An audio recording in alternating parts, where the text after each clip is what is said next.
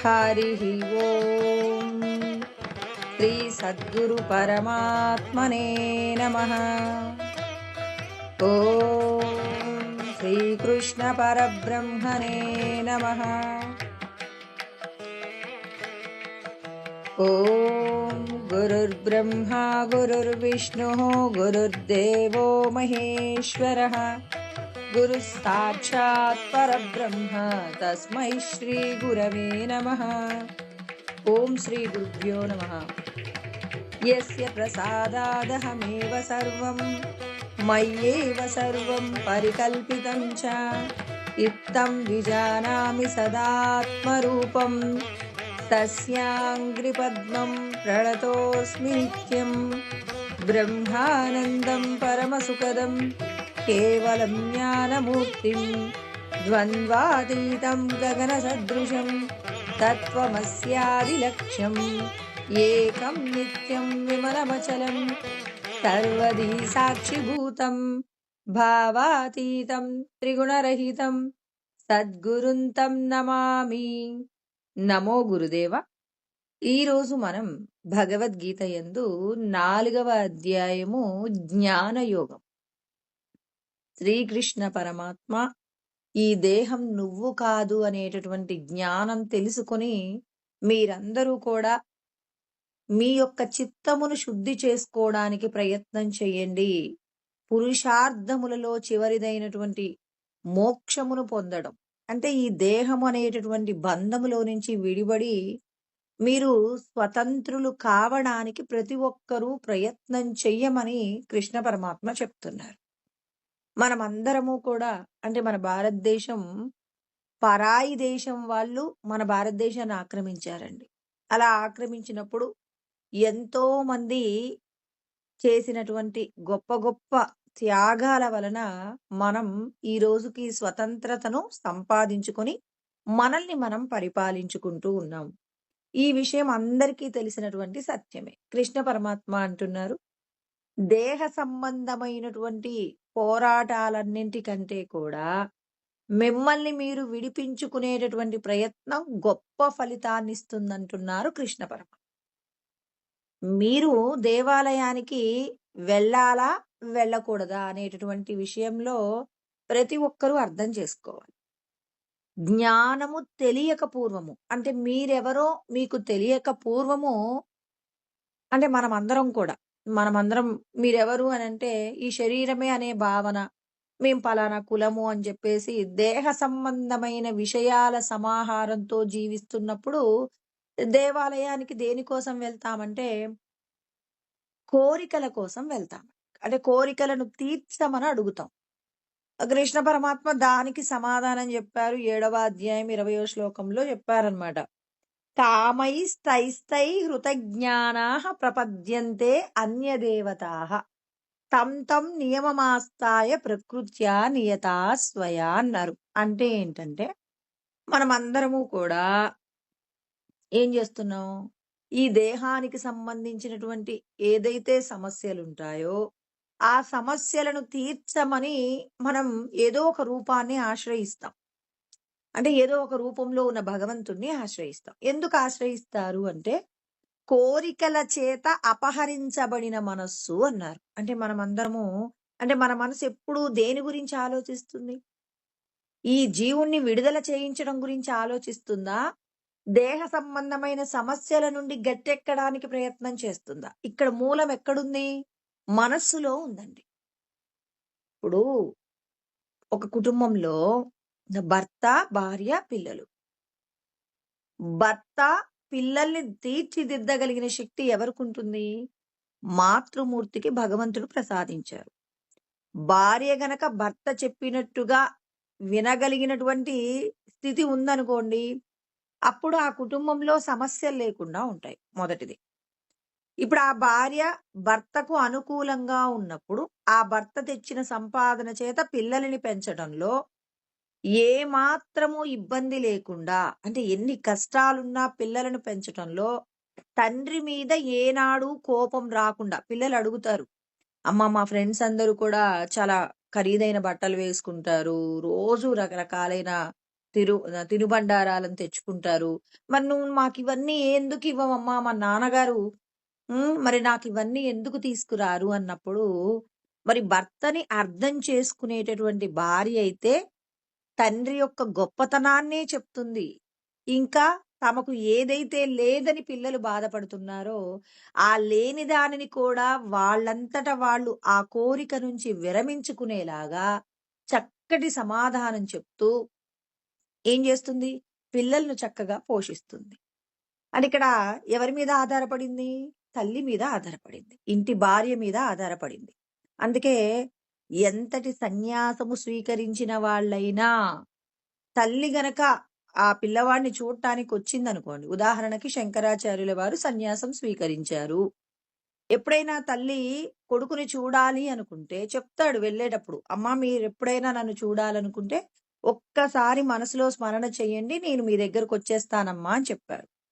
తల్లి వస్తే ఖచ్చితంగా మరి నమస్కరించాలి. సన్యాసి అయినప్పటికీ కూడా కొడుకు నమస్కారం చేయాలి. ఒకవేళ తండ్రి వస్తే తండ్రే కొడుక్కి నమస్కరిస్తాడు. ఎందుకంటే సన్యాసిగా ఉన్నారు. కాబట్టి కొడుకైనప్పటికీ కూడా ఇక్కడ తండ్రి పెద్దవాడైనప్పటికీ కూడా మరి ఆ తండ్రికి కూడా లేని అర్హత తల్లికిచ్చారు. ఎంత పీఠాధిపతి అయినప్పటికీ కూడా తల్లికి నమస్కరించాలి ముందు. తల్లి చేయదండి. ఆ కొడుక్కు నమస్కారం చేయదు. కొడుకే నమస్కారం చెయ్యాలనేది సాంప్రదాయం. ఇక్కడ చూడండి. తల్లి స్థానంలో భగవంతుడు ఎంతో గొప్ప స్థానం ఇచ్చారు. అందుకే కృష్ణ పరమాత్మ ఆహ్, ఏమంటారు అంటే మనకి 10వ అధ్యాయంలో 34వ శ్లోకంలో చెప్తారనమాట. కీర్తి శ్రీర్వాక్చ నారీణాం స్మృతిర్మేధా ధృతి క్షమ అన్నారు. అంటే స్త్రీలకు ఉండవలసిన లక్షణాల గురించి మాట్లాడారు. ఈ లక్షణాలన్నింటినీ కూడా ప్రయత్నపూర్వకంగా సంపాదించుకోవాలంటాడు కృష్ణ పరమాత్మ. కీర్తి, వాక్కు, శ్రీ సంపద, స్మృతి తెలివితేటలు, మేధస్సు, ధృతి ధైర్యము, క్షమ ఓర్పు ఇలాంటి గుణాలన్నీ కూడా ప్రతి ఒక్కరూ కూడా ప్రయత్నం చేసి సంపాదించుకోవాలి. ఈ గుణాలలో నేనున్నానన్నారు. ఎవరిలో అయితే ఈ గుణాలుంటాయో వాళ్ళందరూ ప్రకాశిస్తారు. అలా ప్రకాశిస్తున్నారంటే అది నేనుండడం వల్లే వాళ్ళంత గొప్పగా ప్రకాశిస్తున్నారని పరమాత్మ మరి ఆడవాళ్లకు సంబంధించి గొప్పదైనటువంటి తీర్పు చెప్పారు. అదే విధంగా మనస్సు యందు కూడా నేనున్నానని చెప్పారు. భూతానామస్మి చేతనా అని చెప్పడానికి పూర్వం అంటే సమస్త ప్రాణులలో తెలివితేటలు నేనై ఉన్నాను అన్నాడు.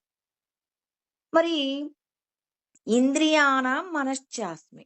మరి ఇంద్రియములన్నింటిలో కూడా మనస్సుగా నేనున్నానని కృష్ణ పరమాత్మ చెప్తున్నారు. అంటే మనసుకు చూడండి ఎంత విలువిచ్చారు. మరి మనస్సును మనమేమంటాం 7 భాగాలు వాయువుతో తయారు చేశారు. ఒక భాగము స్థిరమైనటువంటి ఆకాశతత్వంతో తయారు చేశారు. మనస్సును ఎలా నిగ్రహించాలి అంటారు. అంటే మనస్సును నిగ్రహించడానికి పరమాత్మ ఉపాయాలు చెప్పారు. అంటే మనసు యొక్క గొప్పతనాన్ని మీరు గుర్తు చెయ్యండి అని కృష్ణ పరమాత్మ చెప్తున్నారు. ముందు మనకి ఇక్కడ ఈ జ్ఞానం ఎక్కడుందంటే 10వ అధ్యాయంలోనండి మనకి 22వ శ్లోకంలో చెప్తారనమాట. ఏమని చెప్పారు అంటే కృష్ణ పరమాత్మ చెప్పినటువంటి ఈ శ్లోకంలో ప్రతి ఒక్కరు కూడా అర్థం చేసుకోవాలి. ఇంద్రియములన్నింటిలో కూడా మనస్సునై ఉన్నాను. అంటే మనస్సు యందు ఈశ్వరుడు ఎప్పుడు కూర్చుంటాడు. ఆడవాళ్ళు కీర్తించబడాలి అంటే, వాళ్ళు గొప్పవాళ్ళు అవ్వాలి అంటే, వాళ్ళ కుటుంబం దిద్దబడాలి అంటే ఎప్పుడు కుదురుతుందని చెప్పారు? కీర్తి శ్రీర్వాక్చ నారీణాం స్మృతిర్మేధా ధృతి క్షమ. ఈ గుణాలన్నీ ఉన్నప్పుడే కదా సాధ్యమవుతుందన్నారు. ఈ గుణాలు లేకపోతే ఈశ్వరుడు నేను ప్రకాశిస్తానన్నారా? అందరూ సమానమే. మళ్ళీ అందరి దగ్గరికి వచ్చేసరికి ఆయన ఏమంటాడు? సమోహం సర్వభూతేషు నమే ద్వేష్యోస్తి న ప్రియః అంటాడు. అంటే ఏమని చెప్పాడు ఇక్కడ? మరి నేను అందరిలో సమానంగా ఉన్నాను. మరి సమానంగా ఉన్నప్పటికీ కూడా కొంతమంది ఎందుకు ప్రకాశిస్తున్నారు? వాళ్ళ ప్రయత్నము చేత జరిగిందే తప్ప నేను ఎవరికి కూడా స్వయంగా ఇవ్వలేదు. అంటే భగవద్గీత నిన్ను సమాజంలో గొప్ప వ్యక్తిగా తీర్చిదిద్దడానికి కావలసిన నైపుణ్యాలన్నీ సంపాదించుకోవడానికి ఈశ్వరుడు మనకేం చేశారు?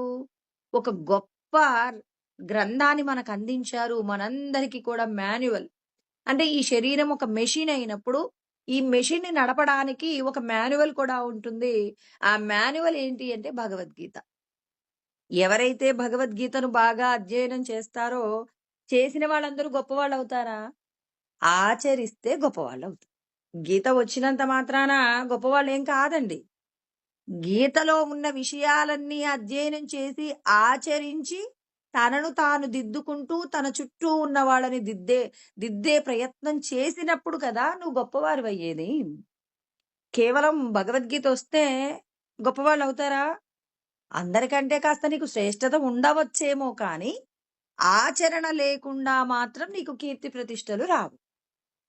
నీకు కీర్తి ప్రతిష్టలు రావడానికంటే పూర్వం నీకేం కలగాలి అంటే, ఆత్మానుభూతి కలగాలి అంటున్నారండి. ఆత్మ యొక్క అనుభూతి లేకుండా ఏదీ సాధించలేరు. అంటే ఇప్పుడు మనకి కీర్తి ప్రతిష్టలు గావాలా? ఆత్మానుభూతి గావాలా? ఇప్పుడు కీర్తి ప్రతిష్టలంటేనేమో ఒక గ్లాస్‌లో పాలండి. లేకపోతే ఒక ఆభరణం ఇచ్చారు. ఒక ఆభరణాన్ని తల మీద పెట్టుకున్నాం. లేపోతే మెడలో వేసుకున్నాం. ఇప్పుడు ఆభరణం వల్ల ఎక్కువ ప్రయోజనం పొందుతావా? లేకపోతే ఆ ఆభరణం వలన నీకు ఒక రకమైన గొప్ప శక్తి వచ్చిందనుకోండి. ఆ శక్తి వల్ల నీకు ప్రయోజనం ఉంటుందా? ఆభరణం వల్ల ప్రయోజనం ఉంటుందా? ఆభరణం అనేది అలంకారం మాత్రమే. ఆభరణంతో నీకు కొంత శక్తి కూడా అంటే ఏ పనినైనా చేయడానికి కావలసినటువంటి శక్తి సామర్థ్యాలు అందినప్పుడు మనకు చాలా ప్రయోజనం ఉంటుందన్నమాట. అందుకే కృష్ణ పరమాత్మ చెప్తున్నారు. కీర్తి ప్రతిష్టల కంటే అధికమైనటువంటి గొప్ప ప్రయోజనం ఉంది భగవద్గీత వలన. ఏముంది? ఆత్మానుభూతి కలుగుతుంది. ఆత్మానుభూతి కలగకుండా నీకు వచ్చేటటువంటి ఏ విధమైనటువంటి ఈ లోకంలో నిన్నెంతమంది కీర్తించినా, ఎంతమంది నిన్ను ధ్యానించినా, ఎంతమంది నీకు నమస్కారం చేసినా, మరి వీటి వలన వచ్చే ప్రయోజనాలు తాత్కాలికమైనవి.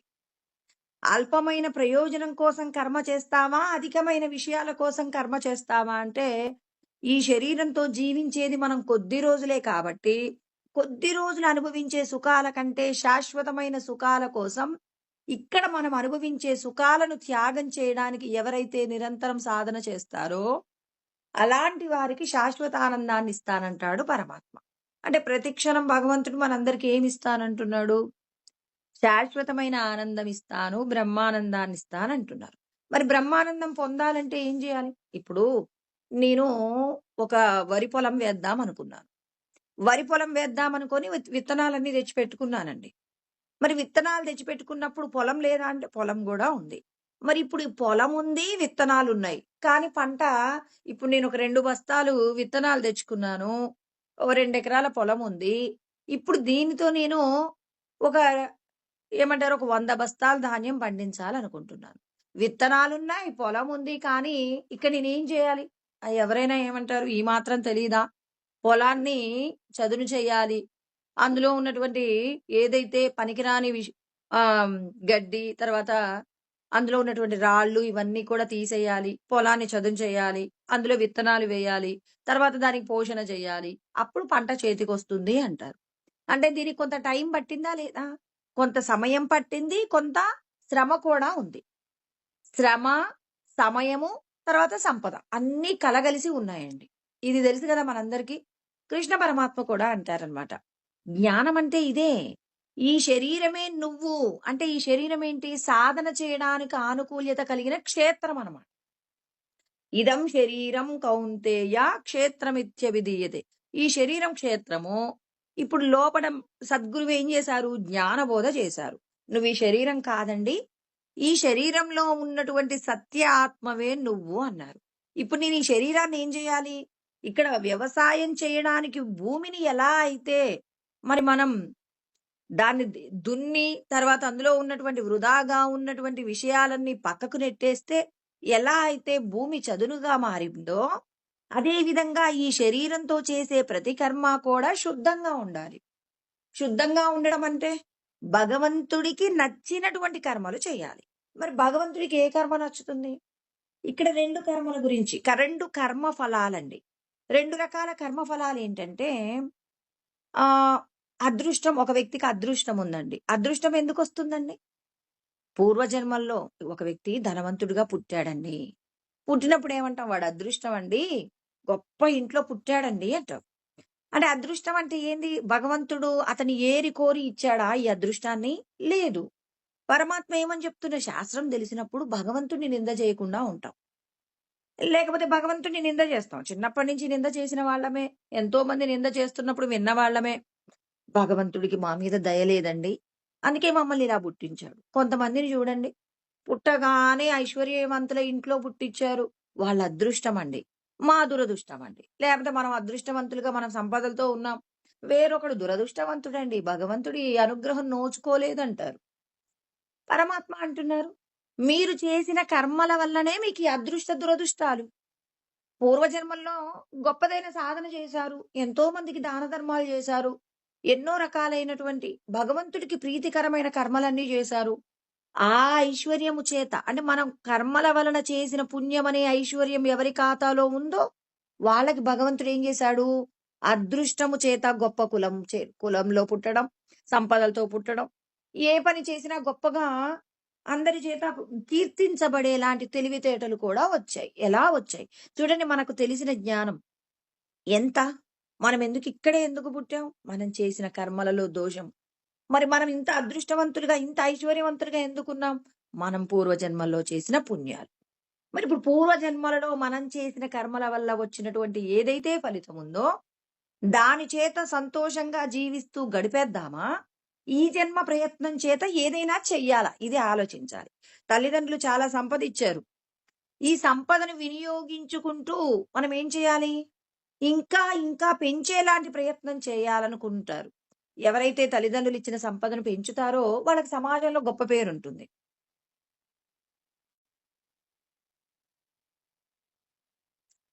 అంటే ఇక్కడ కృష్ణ పరమాత్మ చెప్తూ ఉన్నారు. అంటే పూర్వజన్మలలో మనం సంపాదించుకున్నటువంటి ఏదైతే గొప్ప ఫలితం ఉంటుందో, ఆ ఫలితాన్ని మనం ఏం చేయాలి? ఇంకా గొప్పగా కీర్తించబడేలాగా తయారు చేసుకోవాలి. అంటే ఒక వ్యక్తి ఐశ్వర్యవంతుడయ్యాడు. లేకపోతే ఈ జన్మలో మనకు చాలా ఏదైతే గొప్ప కీర్తి ప్రతిష్టలున్నాయో, ఇవన్నీ మనం గతంలో చేసినటువంటి కర్మల వలననే జరిగాయి కాబట్టి, తల్లిదండ్రుల ద్వారా ఏదైతే పొందామో, ఆ పొందిన దానిని ఏం చేయాలి? అధికం చేసినప్పుడు సమాజంలో నీకు గొప్పగా కీర్తించబడతావు. అలా కాకుండా ఎవరైనా సంపదల్ని గనక తల్లిదండ్రులు ఇచ్చిన ఐశ్వర్యానంతా కూడా కరగదీశారనుకోండి, వాళ్ళని లోకమంతా కూడా నింద చేస్తుంది. ఏమంటుందంటే, వాళ్ళిచ్చారు. వీడు హాయిగా, సరదాగా, దర్జాగా అనుభవిస్తూ ఉన్నారు. వాళ్ళ కష్టం వీడు అనుభవిస్తున్నారని లోకమంతా కూడా వీడిని తక్కువ చేసి చూస్తుంది. అదే తల్లిదండ్రులు ఇచ్చిన సంపదను గనక వీళ్ళు బాగా వృద్ధి చేస్తూ ఉన్నారనుకోండి, సమాజంలో ఉన్న వాళ్ళందరూ కూడా ఇతన్ని బాగా పొగుడుతారనమాట. తల్లిదండ్రులు కొంత ఇస్తే దానిని ఏం చేశారు? పెంచారు. తల్లిదండ్రుల యొక్క పేరు ప్రతిష్టలు నిలబెట్టారని అతన్ని గొప్పవాడు అంటున్నారు. అంటే మనకి ఈ జ్ఞానం అర్థమవుతుంది గదా! అంటే ఈ జన్మ ప్రయత్నం చేత నువ్వేదో చెయ్యాలి. ఏం చేయాలి? నలుగురి చేత కీర్తింపబడాలి అనే సత్యం అర్థమైంది. ఇప్పుడు మనం పూర్వజన్మలలో చేసినటువంటి ఏదైతే పుణ్యకర్మ ఉందో, దాని చేత మనకు ఏదైతే వచ్చిందో, ఆ వచ్చిన కర్మనంతా ఏమంటారంటే ప్రాక్తన పురుషాకారము అంటారు. అంటే మనం పూర్వజన్మల్లో చేసిన దాని వల్ల ఏదైతే సంప్రాప్తించిందో అదే నడుస్తుంది. ఇవాళ మనకెందుకు కష్టమొచ్చింది? ఎందుకు సుఖమొచ్చిందంటే, మనం ప్రారబ్ధ కర్మలు ఏవైతే తెచ్చుకున్నామో, అంటే మనం చేసిన కర్మలలో ఉన్న మంచి, చెడుకు సంబంధించినటువంటి ఏదైతే ప్రారబ్ధం ఉందో, ఆ ప్రారబ్ధం అంతా కూడా మన జీవితాన్ని నడిపిస్తుందండి. ఇలా మన జీవితాన్ని నడిపిస్తూ ఉన్నప్పుడు ఈశ్వరుడు అంటున్నారనమాట ఇక్కడ. ఈ జన్మ ప్రయత్నం ఉండాలి. అంటే ఐహిక లేకపోతే ఆద్యతన పురుషాకారము అంటారు. అంటే ఏంటి? ఈ జన్మ ప్రయత్నము చేత పౌరుషేణ ప్రయత్నేన అంటారు. అంటే పురుష ప్రయత్నము చేత. మరి తల్లిదండ్రులు ఇచ్చిన సంపదను పెంచినప్పుడు పొగిడారు గదా! అదే విధంగా మనం చేసినటువంటి కర్మలలో ఉన్నటువంటి ఏదైతే మనకు జీవితం సంప్రాప్తించిందో దాన్ని మనం ఏం చేయాలి? ఈ జన్మ ప్రయత్నము చేత ఏం చేయాలి?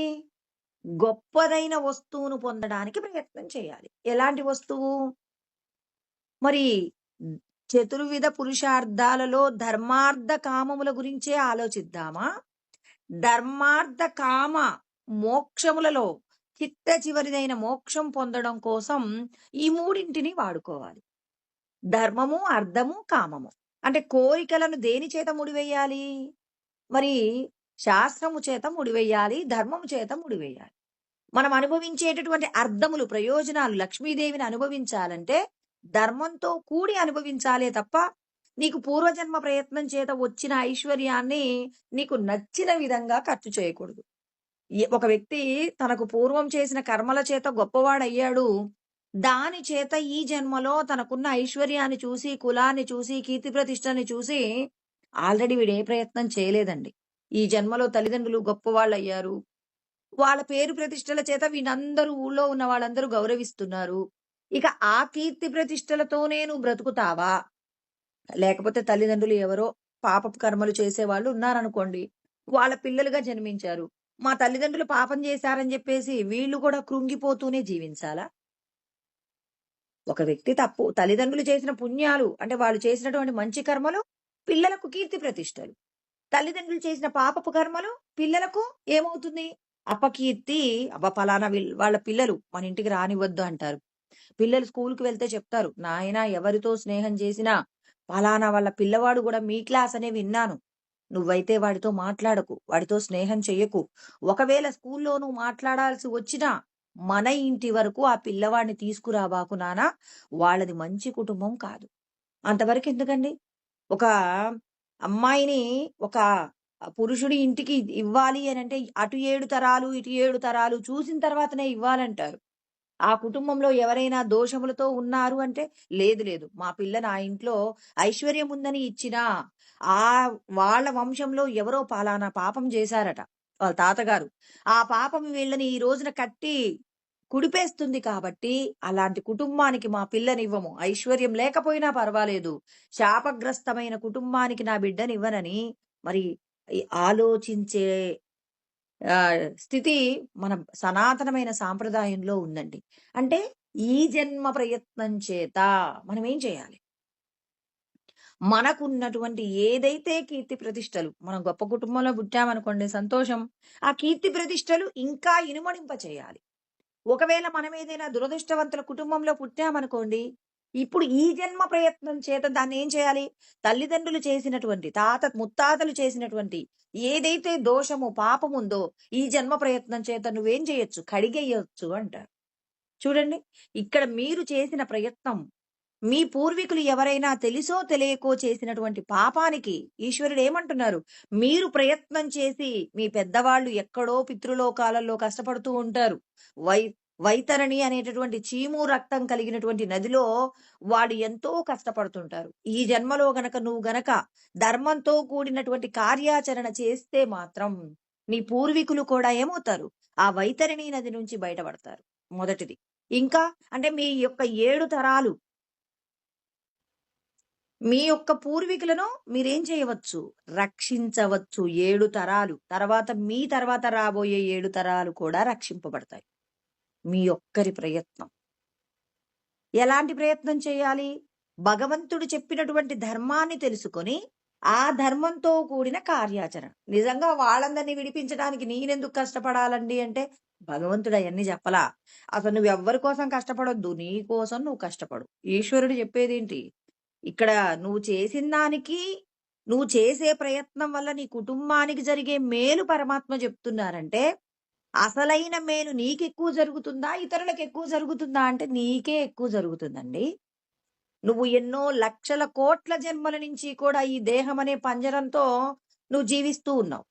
ఈ దేహం అనే పంజరంలో నుంచి విముక్తి పొందడం కోసం అని చెప్పేసి మోక్షం గురించి తెలుసుకొని, ఈశ్వరుడు చెప్పినట్టుగా కార్యాచరణ చేస్తే గనక నువ్వు ఈ జన్మ ప్రయత్నము చేత నిన్ను నువ్వు విడిపించుకుంటావు. ఇంకా నువ్వు ఏ కుటుంబమునందైతే పుట్టావో పుట్టినందుకు నీ కుటుంబంలో ఉన్న వాళ్ళు అటు 7 ఇటు 7 తరాలు కూడా ఉద్ధరించబడతాయి. ఒక్కరు చేసిన పుణ్యానికి భగవంతుడు ఎంతమంది చేసిన పాపాలను మరి విడిపిస్తున్నాడో చూడండి. ఈశ్వరుడి యొక్క కరుణ ఇలా ఉంటుందండి. అంటే మీరు చేసే అందుకే మనందరికీ కూడా తెలియాలి. భగీరథుడు చేసినటువంటి ప్రయత్నము గంగమ్మ తల్లిని భూమి మీదకు తీసుకొస్తే, మరి వాళ్ళ యొక్క పూర్వీకులందరూ కూడా శాపగ్రస్తమైనటువంటి జీవితంలో నుంచి మరి వాళ్ళందరూ విడుదలను పొందారు. మనలాంటి వాళ్ళందరూ కూడా గంగా నదిలో స్నానం చేసినంత మాత్రము చేతనే చేసినటువంటి దోషములతో కూడిన కర్మలన్నీ నశించిపోతాయి అని చెప్పేసి, మరి ఈశ్వరుడు మనకు గొప్పదైన వరప్రసాదాన్ని ప్రసాదించారు. ఒక్కరి ప్రయత్నం. ఇప్పుడు ఇలాంటి మనం చరిత్రలో విన్న విషయాలను మనం విన్నప్పుడు, వాటిని మనం ఊరికే విని విడిచిపెట్టడం కాదండి. ఏదో మరి వాళ్ళ తాతగారి, వాళ్ళ పూర్వీకులు చేసినటువంటి కర్మలను విడిపించడం కోసం భగీరథుడు చేసినటువంటి ప్రయత్నము చేత మరి వాళ్ళు మాత్రమే రక్షింపబడ్డారా? ఇవాళ మనం కూడా రక్షింపబడుతున్నాం. మనం గూడా మన పాపములను మరి కడిగి వేసుకోవడానికి కావలసినటువంటి విధంగా మరి మనకి గంగాదేవిలో స్నానం చేసే అవకాశం ఎవరి వల్ల కలిగిందండి? భగీరథుడి వల్ల కలిగింది. అందుకే మనం ఎప్పుడైనా గంగా నదిలో స్నానం చేసేటప్పుడు ఇంతగా మా పాపాలను అంటే తెలిసో తెలియకో చేసినటువంటి ఈ దేహమే నేను అనుకున్నప్పుడు ఎన్నో పాపపు కర్మలు చేస్తాం. మరి ఈ పాపపు కర్మల నుండి మనం విడిపించబడడానికి ఎవరు సహాయం చేశారు? భగీరథుడికి సహాయం చేశారు. ఒక్కసారైనా మనం భగీరథుడికి ఒక కృతజ్ఞతగా ఒక్క నమస్కారం చేశామా? వాళ్ళ తాత ముత్తాతల కోసం ఆయన తపస్సు చేసి ఉండవచ్చు. కానీ లోకోద్ధరణ ఎంత జరిగిందండి? ఈనాటికి మనం పాపములను కడిగేసుకోవడానికి గంగమ్మ తల్లిని భూమి మీద మరి ప్రతిష్ఠింప చేశారా లేదా? అంటే మనం పెద్దలు చేసినటువంటి దానికి మీరు చేసిన ఒక్క నమస్కారం, మీరు చేసిన సమస్త పాపపు కర్మల నుండి విడుదల చేయించబడుతుంది. మీ నమ్మకమే మిమ్మల్ని రక్షిస్తుందంటున్నారు. అంటే ఈ జన్మ ప్రయత్నము అంటే ఏమంటున్నారిక్కడ? ఆద్యతన పురుషాకారము. అంటే ఏమీ లేదండి సింపుల్‌గా. కాకపోతే శాస్త్రం చెప్పాలి కాబట్టి ఆ పదాలు వాడుతున్నాను. ప్రాక్తన పురుషాకారము అంటే ఏంటంటే, పూర్వజన్మల్లో మనం చేసిన కర్మల వల్ల వచ్చినటువంటి ఏవైతే సుఖ, దుఃఖాలతో కూడిన ప్రారబ్ధ కర్మ ఉందో, దానికి ఆ పదం వాడారు. పదం ఎందుకంటే ఇది సద్దర్శనంలో రమణ మహర్షి చెప్పినటువంటి మరి గ్రంథము. మరి తర్వాత ఇదే విషయాన్ని ఎక్కడ వివరణ చేశారు అంటే, వశిష్ఠ మహర్షి శ్రీరాముడికి జ్ఞానబోధ చేస్తున్నాడనమాట. ఏమంటాడంటే, ఎందుకయ్యా నేనెందుకు కర్మ చేయాలి? నాకు ఈ శరీరంతో అనుభవించాల్సిన సుఖాలలో ఏమీ తృప్తిగా లేదు. తిన్న ఆహారమే తింటున్నాం. మరి ప్రతిరోజు ఏంటి ఈ ఈ దేహ సంబంధమైన విషయాల వల్ల ఏ విధమైనటువంటి సంతృప్తి కలగటం లేదు. అసలు నేను ఈ కర్మ ఎందుకు చేయాలి?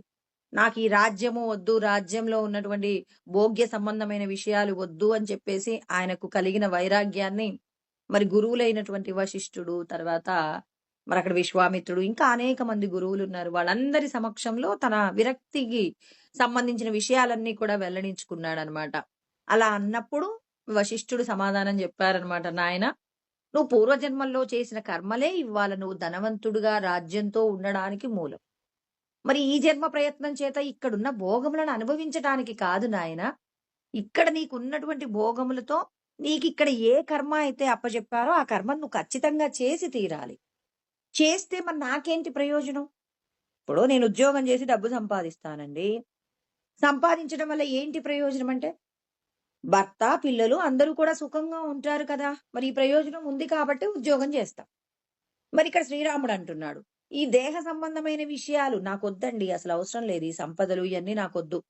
నాకు ఇక్కడ ఉన్నటువంటి ఏవి కూడా సంతోషాన్ని ఇవ్వట్లేదు. భార్యాబిడ్డల వల్ల సంతోషం లేదు. నేనెందుకు సంపాదించాలంటాడు. అలాంటి వాడు ఉద్యోగం చేస్తాడా? చెయ్యడు.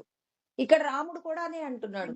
శ్రీరాముడు నాకు ఈ సంపదల పట్ల వ్యామోహం లేదు. సంసారం యందు ఆనందం ఉన్నట్టుగా నాకు తోచటం లేదు. వేటి యందు కూడా నాకు ఆశ లేదు. ఆశ లేనప్పుడు మరి నాకెందుకండి ఈ శరీరానికి సంబంధించినటువంటి కర్మ? ఆశ ఉన్నవాడికే కదండీ ఈ లోకంలో జీవించాలనిపిస్తుంది. ఆశ లేనప్పుడు ఈ లోకంలో జీవించడం వల్ల ప్రయోజనం ఏముంది? అసలు నేను ఈ లోకంలో ఏముంది సాధించేది? బాగా సంపాదిస్తాను. సంపాదించిన తర్వాత మళ్ళీ వేరొకరికి అప్పజెప్పి వెళ్ళడమేగా. మరి ఈ మాత్రం దానికే మళ్ళీ నేను మరి సంపాదించాలా? పోనీ భార్య బిడ్డల మీద ప్రేమ పెంచుకుంటాను. ఏదో ఒక రోజు వీళ్ళందరిని విడిచిపెట్టి వెళ్ళాలి గదా! మరి మా పూర్వీకులు గూడా వెళ్ళిపోయారు వాళ్ళ భార్య బిడ్డలనొదిలేసి. అదే విధంగా నేను కూడా వెళ్ళిపోతాను. ఏముంది 4 రోజుల పాటు ఉండేటటువంటి ఈ సంసారంలో ఏముందండి సుఖము? మరి దేనికోసం నేను కర్మ చేయాలి? నేను కర్మ చేయడానికి ఏ విధమైనటువంటి ఒక లక్ష్యం అనేది నాకు అర్థం కావట్లేదు. ఈ ప్రశ్న గనక ప్రతి ఒక్కరిలో ఉదయిస్తే అందరూ కూడా భగవంతుణ్ణి చేరడానికి ఎన్నో రకాలైనటువంటి ధర్మ కార్యాలు చేస్తారండి. ఈ మాట విన్నప్పుడు సమస్త దేవతలందరూ కూడా పుష్పవర్షం కురిపించారండి శ్రీరామచంద్రుడి మీద. ఎవరికైతే ఈ ఈ ఆలోచనలు గనక నిజంగా వాళ్ళ మనసు యందు కదిలితే, ఎందుకు ఈ సంసారం? ఏముంది నేను అనుభవించేటటువంటి విషయాలలో ఆనందమని విచారణ చెయ్యగలిగే శక్తి గనక మనకొస్తే సమస్త దేవతల యొక్క అనుగ్రహము మన మీద వర్షిస్తదండి. ఆనాడు రాముడి మీద వర్షించినట్టు మన మీద కూడా వర్షిస్తది. దీని చేత ఎంతో సంతోషాన్ని పొందారండి. నారదాది మునులందరూ కూడా మరి శ్రీరామచంద్రుడు ఉన్నటువంటి సభకు వచ్చారట. వచ్చి చెప్పారట, "నాయనా, నువ్వు పూర్వజన్మల్లో చేసిన కర్మను బట్టి నీకివ్వాళ ఏదైతే సంప్రాప్తించిందో అదంతా నువ్వు చేసిన కర్మలు." అంటే వీటినేమంటారు? ప్రాక్తన పురుషాకారములు అంటారు. అంటే ఇవన్నీ మీరు పూర్వజన్మల్లో చేసినవి. దాన్నే అదృష్టం, దురదృష్టం. మరి ఈ అదృష్టము, దురదృష్టాన్ని పక్కకు పెట్టేసి, ఈ జన్మ ప్రయత్నము చేత ఆద్యతన పురుషాకారములు, ఐహిక పురుషాకారములని జెప్పేసి, ఈ జన్మ ప్రయత్నము చేత నువ్వు ప్రయత్నాన్ని చేసుకో. మరి ఏంటి ప్రయత్నం ఎందుకు చేయాలి? అంటే, నువ్వు చేసే కర్మలలో దోషాలు లేకుండా అంటే ఏంటంటే, ఇతరులకు మేలు జరగాలండి. మరి ఇతరులు అంటే, భార్యాబిడ్డలకు మేలు జరగాలా? కాదు. ఇది నీ బాధ్యత. బాగా గుర్తుపెట్టుకోవాలి. ఇది కేవలం నీ బాధ్యత. బాధ్యత నీ చిత్తశుద్ధికి కారణమవుతుందా అంటే ఖచ్చితంగా అవుతుంది. ఈశ్వరుడేమంటున్నారు? నీ భార్యా బిడ్డలను పోషించుకోవడంలో ఎన్ని కష్టాలొచ్చినా ధర్మాన్ని విడిచిపెట్టకు. ఇక్కడ చూడండి, నీవు బాధ్యతలు నిర్వహించుకోవడంలో నీకేదైతే బాధ్యత అప్పజెప్పబడిందో మనం పూర్వజన్మల్లో చేసిన కర్మను బట్టి ఒకరు టీచర్ అవుతారు, ఒకరు యాక్టర్ అవుతారు, ఇంకొకటి అవుతారు. అంటే అది మనం పూర్వజన్మలో చేసిన కర్మ, ఈ జన్మ ప్రయత్నము అన్నీ కలగలిస్తే ఇవాళ నువ్వు చేసేదండి. నువ్వు చేసే దానిలో నువ్వు యాక్టర్‌గా ఉన్నా, టీచర్‌గా ఉన్నా, డాక్టర్‌గా ఉన్నా, నేను చెప్పిన ధర్మాన్ని ఆచరించు. ఈ శరీరము ఒక మెషిన్ అయినప్పుడు, ఈ మెషిన్‌కి సంబంధించి నువ్వెలా వాడుకోవాలి? ఈ శరీరానికి సంబంధించిన విషయాలన్నీ కూడా భగవద్గీత అనే మాన్యువల్ ద్వారా ఇందులో చెప్పబడిన విషయాల ఆధారంగా నువ్వెలా జీవించాలి? ధర్మంగా జీవించాలి. ఇక్కడ భార్యాబిడ్డలు అనే బాధ్యత వదిలిపెట్టమన్నారా? విడిచిపెట్టమనలేదు. మరి విడిచిపెట్టకుండా ఎలా ఉండాలి? ధర్మంగా ఉండు. ఏ పని చేస్తున్నా ధర్మాన్ని, ఈశ్వరుడు చెప్పిన విధంగా జీవించటానికి ప్రయత్నం చెయ్యి. నువ్వు సంపాదించిన దానిలో కొంత భాగాన్ని మరి ఇతరులకు నువ్వు ఖర్చు పెట్టవలసి ఉంటుంది. నువ్వు వండుకున్న ఆహారాన్ని ఇతరులకు వినియోగించవలసి ఉంటుంది. మరి ఇలా ఎన్నో రకాలైనటువంటి విషయాలన్నీ కూడా చెప్పారు. మరి వీటన్నింటిని మనం పాటిస్తూ జీవించడమే. ఎవరైతే ఈ దేహానికి సంబంధించి వచ్చేటటువంటి ఏవైతే సుఖదుఖాలుంటాయో, వీటన్నింటిని అనుభవించేటప్పుడు శాస్త్రాన్ని అనుసంధానంగా చేసుకుని ఎవరైతే మరి వీటి పట్ల మమకార, అహంకారాలు లేకుండా ఎవరైతే కర్మ చేస్తారో, అంటే సుఖం రాగానే అహంకరించకూడదు. దుఃఖం రాగానే బాగా కృంగిపోయి వేరొక విధంగా ప్రవర్తించకూడదు. మరి మన దుఃఖానికి కారణం ఎవరు అని చెప్పేసి మనం ఏం చేస్తాం? మన సొంత వాళ్ళకి ఏదైనా కష్టం వస్తే మమకారం చేత ఆ కష్టం ఎవరి వల్ల వచ్చిందో వెతికి వెతికి వాళ్ళ మీద కక్ష తీర్చుకునే ప్రయత్నం, ఒక శత్రువుని తయారు చేసుకుంటాం. ఇవన్నీ ఇప్పుడు శాస్త్రం తెలిసిందనుకోండి, నన్నెందుకు పలానా వ్యక్తి కావాలని ఏడిపిస్తున్నారు అన్నప్పుడు, నేను చేసిన కర్మలే నన్ను ఈశ్వరుడు ఏం చేస్తున్నాడు? నా కర్మలలో నుంచి నన్ను బయటపడవేయడం కోసం ఫలానా వాళ్ళ చేత నన్ను మరి ఇబ్బంది పెట్టిస్తున్నారని శాస్త్రానుసారంగా జీవించమంటే ఇదేనండి. ఇప్పుడు చూడండి, నేను చేసిన కర్మలే నేను అనుభవిస్తున్నాను. పలానా వ్యక్తి వలన నేను దుఃఖాన్ని పొందాను. పలానా వ్యక్తి వల్ల నేను ఆనందం పొందానన్నప్పుడు, నేను దారిలో వెళ్తుంటే పలానా వ్యక్తి నన్ను రక్షించారు అన్నప్పుడు, ఆ వ్యక్తిని గుర్తుపెట్టుకుంటున్నాం కానీ, ఆ వ్యక్తి ద్వారా మనల్ని రక్షించిన ఈశ్వరుడిని మర్చిపోతున్నాం. ఒక వ్యక్తి నన్ను తిట్టాడంటున్నాం కానీ తిట్టడానికి పర్మిషన్ ఇచ్చిన వ్యక్తి ఎవరు? పరమాత్మ ఉన్నాడు. అంతకంటే పైన నేను చేసిన కర్మలే నేను అనుభవిస్తున్నానన్నప్పుడు ఇంకా శాంతి. ఇప్పుడు మనకి సహాయం చేసిన వాళ్ళలోనూ, మనల్ని ఇబ్బంది పెట్టిన వాళ్ళలోనూ భగవంతుడినే చూస్తూ, మనం చేసిన కర్మలను ఈశ్వరుడే అనుభవింపచేస్తున్నారన్నప్పుడు, ఇక నీకు దేని పట్ల కూడా సంగము లేకుండా చేస్తున్న ప్రతి పని కూడా ఈశ్వరార్పణ బుద్ధితో చెయ్యాలి. ఇది దేహ సంబంధమైనటువంటి భార్యాబిడ్డలకు సంబంధించిన ధర్మం. ఇంకా నిన్ను నువ్వు ఉద్ధరించుకోవాలి అంటే నీ చిత్తమునందు ఉన్న మాలిన్యాలు పోవాలి. అందుకే చిత్తశుద్ధి కలగాలి. క్షేత్రాన్ని శుభ్రం చేస్తే కదా విత్తనాన్ని వేయడానికి ఆనుకూల్యత. ఇప్పుడు విత్తనం వెయ్యాలి. అంటే ఇప్పుడు నువ్వు చేసే కర్మలలో ధర్మం ఉన్నప్పుడు, ఆ ధర్మం వల్ల నీ చిత్తము యందు ఉన్నటువంటి ఏదైతే మాలిన్యం ఉందో ఆ మాలిన్యం అంటే ఈ దేహమే నేను అనే అజ్ఞానం పోతే, ఈ దేహమునందు బంధించబడిన ఆత్మనే నేనన్నప్పుడు, నన్ను నేను తెలుసుకోవాలనేటటువంటి లక్ష్యము, ఆత్మానుభవం అనేటటువంటి లక్ష్యాన్ని మనం పొందాలి. పురుషార్థమును పొందాలి. ఆత్మానుభూతి ఎలా ఉంటుంది? ఒక పండు తింటే ఎంత ఆనందం పొందుతామో, ఆత్మానుభూతిని పొందితేనట ఎలా ఉంటుందట? సుఖమాత్యంతికం యత్తద్బుద్ధిగ్రాహ్యమతీంద్రియం వేత్తి యత్ర న చైవాయం స్థితశ్చలతి తత్వతః. ఇక్కడ ఈశ్వరుడు చెప్తున్నాడు. ఇక ఆ సుఖం పొందితేనట, ఇక మనము ఆ స్థితిలో నుంచి పక్కకు జరగాలంటే జరగలేమట. దేహ సంబంధమైన విషయాలలో ఎంతో గొప్పది అని చెప్పే ఇంద్ర పదవి కూడా మనకు చాలా అల్పంగా ఉంటుంది.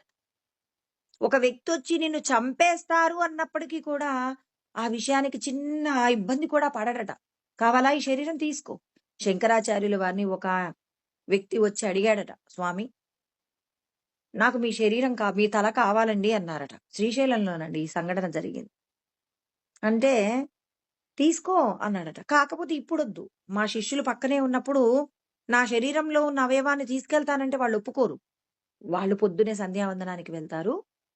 అప్పుడు నువ్వొచ్చేసి కాపాలికుడండి. అతన్ని ఏమంటారంటే కాపాలికుడు అనే వ్యక్తి వచ్చి అడుగుతాడు. ఎందుకంటే క్షుద్ర శక్తులు కావాలి అంటే బ్రహ్మానుభవం కలిగినటువంటి వాళ్ళ యొక్క శిరస్సును మరి ఆ దేవతకు సమర్పణ చేస్తే మరి ఏవైతే దుష్ట శక్తులు ఉంటాయో అవన్నీ కూడా ఇతన్ని ఆవాహనం పొందుతాయట.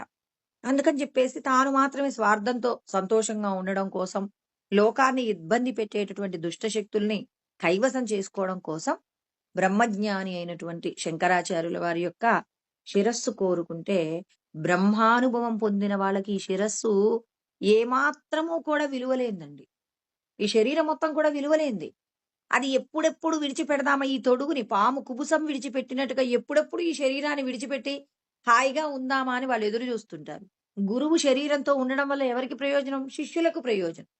ఇప్పుడు సరే నాయనా నువ్వు రేపొద్దున్నే రా అని చెప్పేసి చెప్పారు. పొద్దున్నే బ్రాహ్మీ ముహూర్తంలో 4, 4:30 అయ్యేటప్పటికి కాపాలికుడు సిద్ధంగా ఒక గండ్రగొడ్డలు తీసుకొని హాయిగా వచ్చేసాడట.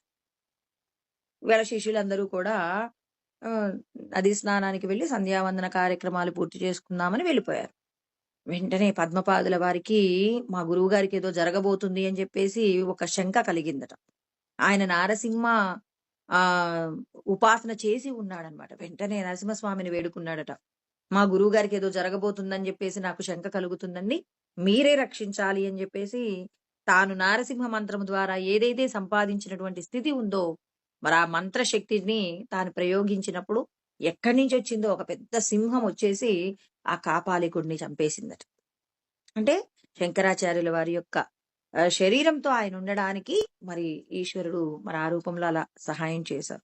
అంటే శరీరానికి సంబంధించిన వ్యామోహము ఉండదు ఆత్మానుభవం కలిగితే. ఈ ఆత్మానుభవం పొందేంత వరకు అంటే ప్రయత్నపూర్వకంగా శరీరానికి సంబంధించిన విషయాలలో ఏం చేయాలి? ధర్మంతో కూడిన కార్యాచరణ. భగవంతుడు మనల్ని ఏం పెద్ద కష్టం చేయమంటున్నారండి? హాయిగా నీ భార్యతో ఉండు, నీ పిల్లలతో ఉండు, నువ్వు నీకు అప్పచెప్పిన ఉద్యోగం చేస్తుండు. అందులో ఏం చేస్తూ ఉండు? ధర్మంగా ఉండడానికి ప్రయత్నం చెయ్యి. నీకున్న దానిలో ఇతరులకు కొంత పంచుతూ ఉండు. ఇంతే కదండి, ఇంకేమైనా చెప్పారా? ఇంకేం చెప్పలేదు కదా. అంటే మనమందరం ఏం చేయాలి? పూర్వజన్మల్లో మనం చేసిన కర్మలకు మనస్సు ఏం చేస్తుందంటే ఎప్పుడు ఈ దేహానికి సంబంధించిన సౌఖ్యాల కోసం ఇతరులకు ఇంత ఇవ్వడానికి ఒప్పుకోదండి. అందుకే ఆద్యతన కర్మలు అంటే ఈ జన్మ ప్రయత్నం చేత మనసుకేం జెప్పాలి? అమ్మా! నువ్వు ఈ శరీరం కాదు. నువ్వు ఈశ్వరుడి యొక్క స్వరూపమే కాబట్టి నువ్వేం చేయాలి? లోపట ఉన్న జీవుడు ఏమయ్యాడు? బంధించబడ్డాడు. నువ్వేం చేయాలి? ఈ శరీరంతో చేసే ప్రతి కర్మ కూడా లోపటున్న జీవుణ్ణి ఉద్ధరించడానికి, ఈ దేహ సంబంధమైన భార్యాబిడ్డల కోసం చేసే కర్మలలో తప్పులు చేయించకుండా, ధర్మంతో జీవించేలాగా నువ్వేం చేయాలి? మరి ఇంద్రియాలను ప్రేరేపించాలి. అలా నువ్వు ఇంద్రియాలను ప్రేరేపించి నువ్వు కర్మ చెయ్యాలి అని చెప్తున్నారు. ఇక్కడ అంటే మనస్సుని ఏం చేయాలి? జ్ఞానముతో ఏం చేయాలి? మనస్సును నింపాలి. ఇప్పుడు ధ్యానము ద్వారా ఏం చేయాలి? అభ్యాసము ద్వారా, ధ్యానము ద్వారా ఏం చేయాలంటే మన ఈ దేహమునందు ఉన్నటువంటి మాలిన్యాలన్నీ కడిగివేయాలి. మనకి కర్మయోగానికి సంబంధించి మాట్లాడినప్పుడు ఈశ్వరుడు వేటి వేటి గురించి మాట్లాడారు? మీరు చేసే కర్మలలో దోషాలు లేకుండా చూసుకోండి. మీ పరిగెత్తేటటువంటి మనస్సుకు మీరేం చేయాలి? మీరు నువ్వు ఈ దేహం కాదు, ఈ దేహంలో ఉన్నటువంటి సచ్చిదానందమే నువ్వు అని చెప్పేసి మనస్సుకు తెలియచేయాలి. చేసి మనమేం చేయాలి? మనస్సును మనమేం చేయాలి? నిగ్రహించుకోగలిగిన శక్తి సంపాదించాలి. దానికోసం ఖచ్చితంగా ధ్యానం చేయాలి. ఆత్మ సంయమ యోగము అని చెప్పేసి 6వ అధ్యాయంలో అంటే ఇది కర్మకు సంబంధించిన దాంట్లోనే కదండి. ఎక్కడైనా ధ్యానానికి సంబంధించి భగవంతుడు ధ్యానం లేదు అని చెప్పారా? నువ్వు చెయ్యవలసినటువంటి కర్మలలో ప్రాణాయామం గురించి చెప్పారు, ధ్యానం గురించి చెప్పారు.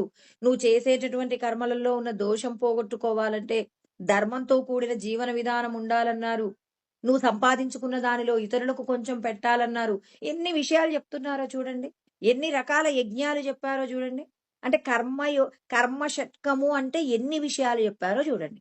అందుకే ఇవాళ ధ్యాన సంస్థలు సమాజంలో గొప్పగా కీర్తించబడుతున్నాయి. తర్వాత భక్తికి సంబంధించినటువంటి దేవాలయాలు ఎప్పుడు అన్నింటికీ మూలం ఎక్కడ అంటే దేవాలయాలేనండి. తర్వాత జ్ఞానం బోధించేటటువంటి ఆశ్రమాలు లోకంలో గొప్పగా కీర్తించబడుతున్నాయి. అంటే చూడండి, జ్ఞానము, ధ్యానము, భక్తి అన్ని కలబోసి ఉన్నాయా లేదా లోకంలో? ఇందులో ఏదైనా అయ్యో ధ్యానం మంచిది కాదండి, జ్ఞానం మంచిది కాదండి, భక్తి మంచిది కాదంటున్నారా? భక్తి, జ్ఞానము, ధ్యానము అన్నీ ఏం చేస్తున్నాయి? మన యొక్క చిత్తము యందు ఉన్న మాలిన్యాన్ని కడుగుతున్నాయే తప్ప ఇందులో ఏది తీసేయాల్సింది లేదు. కానీ ఇది కొద్ది మందికి ధ్యానం కొద్ది మందికేనండి. జ్ఞానం కొద్ది మందికేనండి. భక్తి కొద్ది మందికే అని చెప్పేసి ఈశ్వరుడు చెప్పారా? చెప్పలా. భక్తి ఉండాలి. ఎవరిని తెలుసుకోవాలి నువ్వు? లోపటున్న సచ్చిదానందుని తెలుసుకోవాలంటే భక్తి ఉండాలి. తర్వాత మరి మనస్సు ఎప్పుడూ కూడా పూర్వజన్మలలో మన మనసుకు ఏముంది? ఈ దేహ సంబంధమైన విషయాలన్నీ మూట కట్టుకొని వచ్చింది గదా! ఇప్పుడు ఆ మూట కట్టుకున్న దాన్ని ఏం చేయాలి? ఇప్పుడు దేహ సంబంధమైన విషయాలన్నీ విడిచిపెట్టడంలో మనస్సుకి ఏం కావాలి? నిగ్రహ శక్తి కావాలి. అందుకే 6వ అధ్యాయం అండి ఆత్మ సంయమ యోగము అన్నాడు. మనస్సును నిగ్రహించాలి అని చెప్పారు. ఎలా సాధ్యమవుతుంది మనస్సును నిగ్రహించటం? మనసు యొక్క ఆ పరిగెత్తేటటువంటి తత్వాన్ని ఎలా పోగొట్టగలదు? ధ్యానము ద్వారా సాధించగలదు. ధ్యానము ద్వారా ఏం చేస్తాం? పరిగెడుతున్నటువంటి మనస్సుకు ఏం చేయాలి?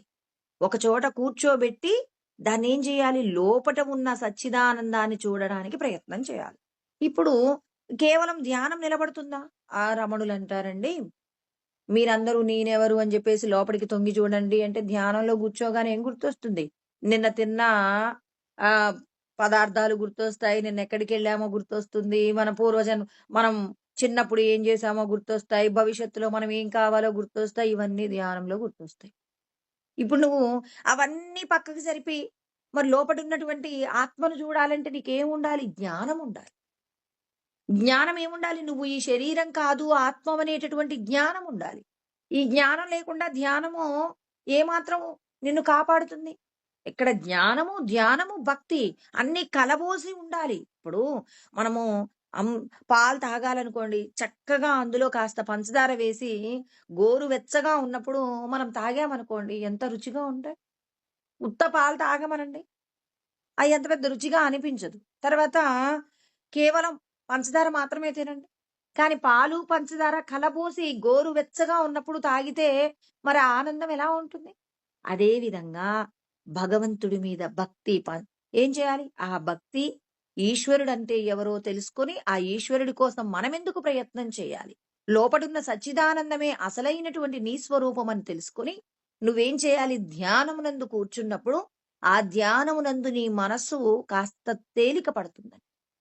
దేహ సంబంధమైన విషయాల నుంచి కాసేపు విడుదలను పొంది ప్రశాంతంగా ఉంటుందని. ఇప్పుడు ప్రశాంతంగా ఉన్నటువంటి ఆ మనస్సులోకి ఈశ్వరుడి యొక్క జ్ఞానాన్ని పంపించినప్పుడు, నేను ఈ శరీరంతో చెయ్యవలసిన కర్మలు ఏంటి అంటే, లోపట ఉన్న భగవంతుడిని అంటే లోపటున్న సచ్చిదానందుడిని మనల్ని మనం విడిపించుకోవడానికి, ఈ దేహంతో నువ్వు చేయవలసిన కార్యాల గురించినటువంటి విధి విధానాలన్నీ మనం తెలుసుకుంటూ ఆచరణ చేపట్టినప్పుడు మనం మన లోపట ఉన్న సచ్చిదానందానుభూతి పొందుతాము అని చెప్పేసి ఇక్కడ రఘురాముడికి వశిష్ఠుడు చెప్పారు.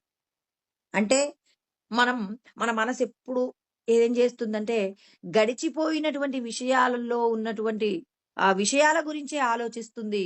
ఈ జన్మ ప్రయత్నం చేత ఆ విషయాలను అణగదొక్కి, ఈ జన్మ ప్రయత్నం చేత ఎప్పుడూ 10 మందికి మంచి జరిగేటటువంటి ఆలోచనలు చేయాలి. 10 మంది యొక్క శ్రేయస్సు కోసం అని చెప్పి నిరంతరము కూడా ఏం చేయాలంటే కర్మలు చేయాలి. మంచి కర్మలు చేయాలి. సత్కార్యాలు చేయాలి. అంటే ఒక్క క్షణం కూడా విశ్రాంతి తీసుకోవడానికి వీల్లేదు. నువ్వు మెలకువతో ఉన్నంత సేపు దేహ సంబంధమైన విషయాలలో చాలా ఉత్సాహంగా ఉండాలి అని చెప్పేసి మరి మనకు ఎవరు చెప్తున్నారు? మరి ఆహ్, కృష్ణ పరమాత్మ చెప్తున్నారు. అక్కడ రఘురాముడికి వశిష్ఠుడు చెప్తున్నారు. ఎక్కడ ఎవరు చెప్పినా అన్ని రూపాలు ఆ ఈశ్వరుడివే కాబట్టి మనమందరం తెలుసుకునే సత్యం ఈ దేహంలో మనం బంధించబడి ఉన్నామని, బంధించబడి ఉన్న మనల్ని మనం విడిపించుకోవడానికి మనం చేసేటటువంటి ప్రతి ప్రయత్నం పరులకు ఉపకారం జరగాలి. పరులకు చేసిన ప్రతి ఉపకారం నీ యొక్క శ్రేయస్సే. నిన్ను నువ్వు ఉద్ధరించుకుంటానికే ఉపయోగపడుతుంది తప్ప, అది వేరొకరికి శ్రేయస్సు కాదండి. ఎవరికైనా మనం దానం చేస్తే, మనం చేసిన దానంతో వాడు బతుకుతున్నాడని అనుకోవద్దు. మన దగ్గర దానం తీసుకునే వ్యక్తి ఉన్నాడు గాబట్టి, మనం చేసిన పాపపు కర్మలన్నీ మనం చేసిన దానంతో కడుక్కున్నామండి. అంతే. అంతేగాని ఎవరినో ఉద్ధరించామని ఎప్పుడూ కూడా అనుకోకూడదనమాట. అందుకే కృష్ణ పరమాత్మ అంటూ ఉన్నారు. మరి మీరందరూ కూడా ఎందుకు మీ శరీరాలను మీరు ఈ దేహమే నేననుకుంటున్నారు? మరి మీరు ఈ శరీరంతో చేసే కర్మలలో ఉన్నటువంటి సుఖదుఖాలను అనుభవిస్తూ, సుఖమొస్తే పొంగిపోతూ, అహంకరిస్తూ, దుఃఖమొస్తే కృంగిపోతున్నారు. అలా సుఖానికి, దుఃఖానికి పొంగు, కృంగు 2 ఉన్నాయి గాబట్టే మీకు గడిచిపోయిన జన్మలలో ఉన్న విషయాలు మీకర్థం గావట్లేదు. నేనేం జేస్తాను? ఈ శరీరాన్ని ఎందుకు తీసుకున్నానో నాకు తెలుసు. అసలు ఈ శరీరం నేనెందుకు తీసుకుంటాను? మనమందరమేమో పూర్వజన్మలలో ఎవరెవరితో అయితే రుణపడి ఉన్నామో, ఆ రుణానుబంధాన్ని తీర్చుకోవడానికి పుట్టామండి మొదటిది. తర్వాత ఇంకా మనం కొన్ని కొన్ని సుఖాలను అనుభవించటంలో కోరిక తీరలేదండి. ఇప్పుడు నేను ఈ జన్మలో పులిహోర అంటే చాలా ఇష్టం అనుకోండి. ఈ పులిహోర మీద వ్యామోహం తీరకుండా నేను చచ్చిపోయాననుకోండి, మళ్ళీ వచ్చే జన్మలో పులిహోర తినడానికి పుట్టాలి నేను. ఎవరైనా అంతే. అందుకే మనం ఎప్పుడు కూడా సిద్ధంగా ఉండాలనమాట. ఇప్పుడు మనము ఒక పెద్ద తీర్థయాత్రకు వెళ్ళాలి అనుకున్నారు. ఒక 10 రోజుల టైంలో వాళ్ళు జెప్పారు. మేము ఏ రోజున బస్ బయలుదేరుతుందో మేము చెప్పలేము. ఎప్పటికప్పుడు సిద్ధంగా ఉండండి. మీరైతే బ్యాగ్ సర్ది పెట్టుకోండి. ఈ 10 రోజులలో అది రేపొద్దునే గావచ్చు, లేకపోతే చివర 10వ రోజు గావచ్చు, లేకపోతే 4గో రోజు గావచ్చు, ఏ రోజో ఒక రోజు. ఇప్పుడు 1 నుంచి 10వ తారీఖు మధ్యలో నీ ప్రయాణం ఉంటుందని జెప్పారు. ఇప్పుడు మనం ఏం జేస్తామండి? ఇప్పటికిప్పుడు బ్యాగ్ సర్ది పెట్టుకో. రేపొద్దుటికి నీ పేరొచ్చిందనుకోండి, అప్పుడేం జేస్తారు? ఇప్పుడు పిల్లలకి గూడా మెయిన్స్ ఎగ్జామ్ బెట్టేటప్పుడు అలాగే జెప్తారనమాట. వీళ్ళకి 10 రోజుల పాటు టైమిస్తారు. ఈ 10 రోజులలో నీకెప్పుడైనా పరీక్షుంటుంది. కాబట్టి నువ్వు ఏ తారీఖుకి సిద్ధంగా ఉండాలి? రేపు 10వ తారీఖు నుంచి సిద్ధంగా ఉండాలనుకోండి. ఆ పిల్లలందరూ ఏం జేస్తారు? 10వ తారీఖుకి అందరూ సిద్ధమవుతారు. ఒకవేళ వాడి అదృష్టం కొద్దీ 20వ తారీఖు వాడి ఎగ్జామ్ అయిందనుకోండి. ఇంకో 10 రోజులు ఎక్స్‌ట్రా చదువుకోవడానికి వాడికి అవకాశం ఉంటుంది. అలా కాకుండా 10వ తారీఖు రోజే ఎగ్జామ్ వచ్చిందనుకోండి, వాడప్పటికే సిద్ధమై ఉండాలి. ప్రయాణానికి కూడా. రేపొద్దునే నువ్వు బయలుదేరుతున్నావంటే, ఈ రోజు రాత్రికి రాత్రి అన్నీ సమకూర్చుకుంటామా లేదా? ఏ టు జెడ్ అన్నీ తెచ్చిపెట్టుకుంటాం. ఈశ్వరుడు అంటున్నారు, "ఈ దేహ సంబంధమైన విషయాల కోసమైతే ఇంత జాగ్రత్తలుంటాయి మీకు. ఇప్పుడు ఈ టైంలో, ఈ క్షణంలో నీకు చావు రాదనే గ్యారంటీ ఏమన్నుందా? నువ్వు చనిపోవు అనేటటువంటి గ్యారంటీ నీకేమైనా ఉంటే, నువ్వు రేపటి గురించి ప్లాన్ చేసుకోవచ్చు. అంటే రేపొద్దుడికి వెళ్ళడానికి నువ్వు బ్యాగ్ సర్దుకోవడంలో, పిల్లవాడు పరీక్ష రాయడానికి, మరి వాడన్నీ చదువుకోవడంలో ఏమాత్రము నిర్లక్ష్యం చూపట్లేదు గదా! మరి మీ యొక్క పరలోక ప్రయాణాన్ని గురించి మాత్రం ఎందుకండి మీరు ఆలోచించరు? ఆలోచించాలని ఆలోచిస్తే మీరేం జేస్తారు? ఈ క్షణంలో ఆలోచిస్తారు. నాకసలు ఏదంటే ఇష్టం? నాకెవరి మీద కోపం ఎక్కువగా ఉంది? ఇవన్నీ విచారణ జేసుకొని ఇప్పటికిప్పుడు క్లియర్ జేసుకోవాలి. భగవంతుడంటాడు ఎప్పటికప్పుడు క్లియర్ జేసుకోండి. నాకిప్పుడు ఎవరి మీద కోపముంది? పలానా వాళ్ళ మీద కోపముందనుకోండి. ఇప్పుడు ఆ కోపముంటే వామ్మో! నేను ఈ కోపంతో గనక మరణిస్తే వచ్చే జన్మలో వాడి మీద పగ తీర్చుకోవడానికి నేను పుట్టాలి. పోనీ నాకు వేరే ఏదో ఒక ఇంటి మీద బాగా ఇష్టం. ఎప్పటికైనా అలాంటి ఇల్లు కొనుక్కోవాలనుకున్నాను. అయ్యో! నేను ఈ శరీరమే గానప్పుడు ఈ శరీరంతో ఉండే 4 రోజుల ముచ్చట కోసం ఆ ఇల్లు నాకెందుకు? నా కర్మ అని చెప్పి ఆ ఇంటి మీద వ్యామోహాన్ని కడిగా. చూడండి ఎప్పటికప్పుడు సిద్ధం చేయడంలో ఇక్కడేమైనా పెద్ద పెద్దగా నువ్వు డబ్బులు సిద్ధం చేయాల్సింది ఉందా? డబ్బులతో ఏదైనా చెయ్యవలసింది ఉందా అండి? ఏమీ లేదండి. మరి ఏమీ లేకపోయినా ఇక్కడ నువ్వు ఏం చేయవచ్చు? అంటే మనస్సు యందు జ్ఞానముతో కూడి నిన్ను నువ్వు ఉద్ధరించుకోవచ్చు. ఇక్కడేమైనా పైసా ఖర్చు పెట్టేదుందా? లేదు. ఒక బిల్డింగ్ కట్టాలంటే సుమారు ఒక రూ. 1,00,00,000 కావాలనుకోండి. ఇప్పుడు నీకు రూ. 1,00,00,000 అవసరమా? లేదు. అంటే నీ మనసులో ఒక వస్తువు మీదున్న కోరికను నువ్వు తీసేయడానికి నీకేమైనా డబ్బు ఖర్చవుతుందా? ఏమీ కాదు. ఇక్కడ భగవంతుడు మనందరికీ ఒక్కటే విషయాన్ని చెప్తున్నారు. ఎప్పటికప్పుడు మీ మనసులో దేని మీద కోరిక లేకుండా చేసుకోవడమే మీరు చేసేటటువంటి గొప్పదైనటువంటి స్థితి. విచారణ చెయ్యండి. నాకు ఏ వస్తువంటే మమకారం. ఏ వస్తువు ఇప్పుడు మన అదృష్టం కొద్దీ మనం ఇంకో ఒక 10 సంవత్సరాలో, 20 సంవత్సరాలో బ్రతికామనుకోండి.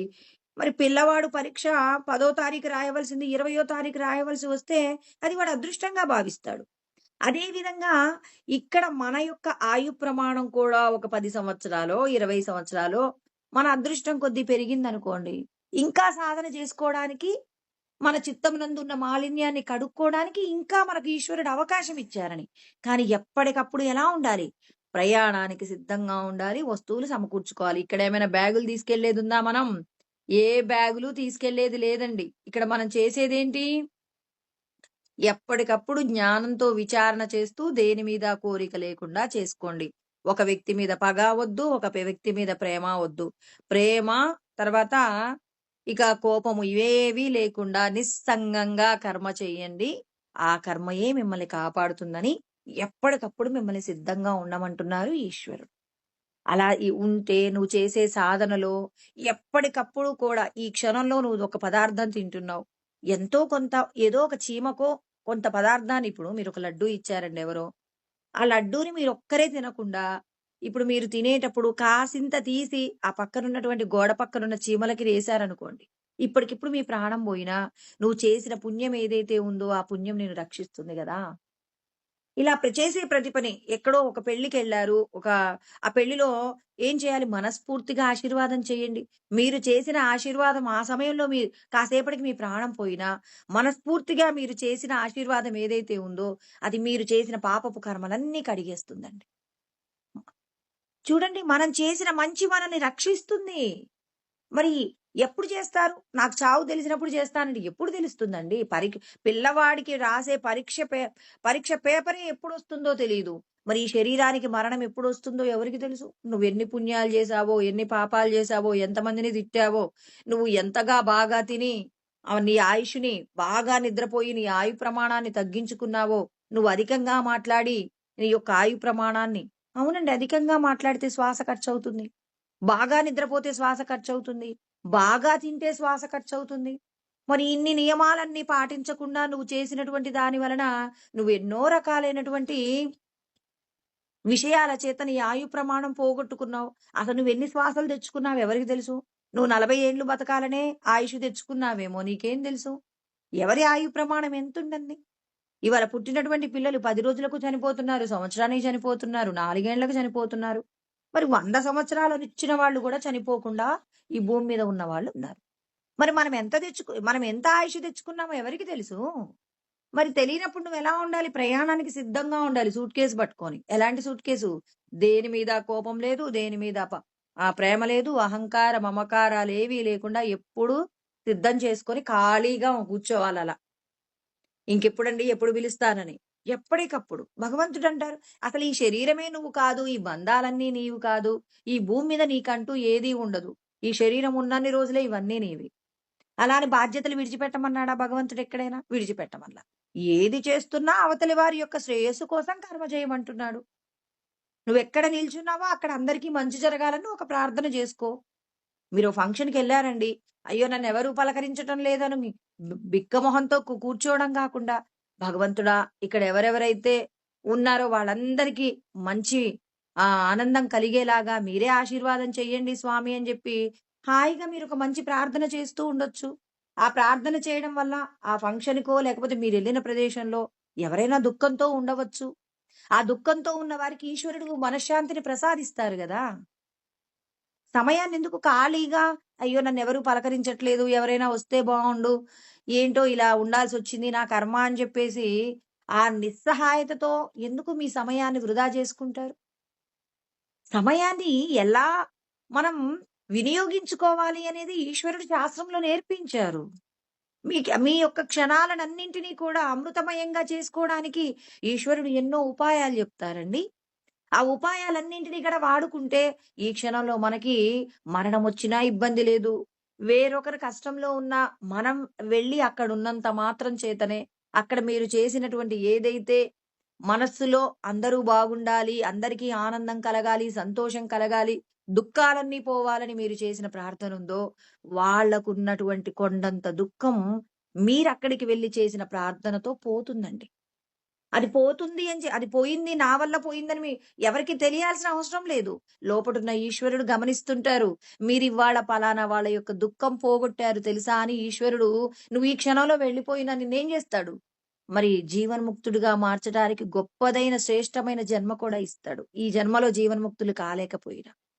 సమయాన్ని ఎలా గొప్పగా గడపాలో ఈశ్వరునికి చెప్పే జ్ఞానాన్ని విన్నప్పుడు, ఆ జ్ఞానంతో కూడి మనం ప్రయత్నం చేసినప్పుడు బాగా గుర్తుపెట్టుకోవాలి. నీకెంత జ్ఞానం ఉందనేది కాదు. నీ యొక్క ప్రతి క్షణాన్ని పరుల కోసం ఎంత వాడుతున్నావు, దాని మీదనే నీ యొక్క మరి తర్వాతలో నీవు జన్మించేటటువంటి జన్మకు సంబంధించిన స్థితిగతులన్నీ ఏర్పాటయ్యుంటాయి.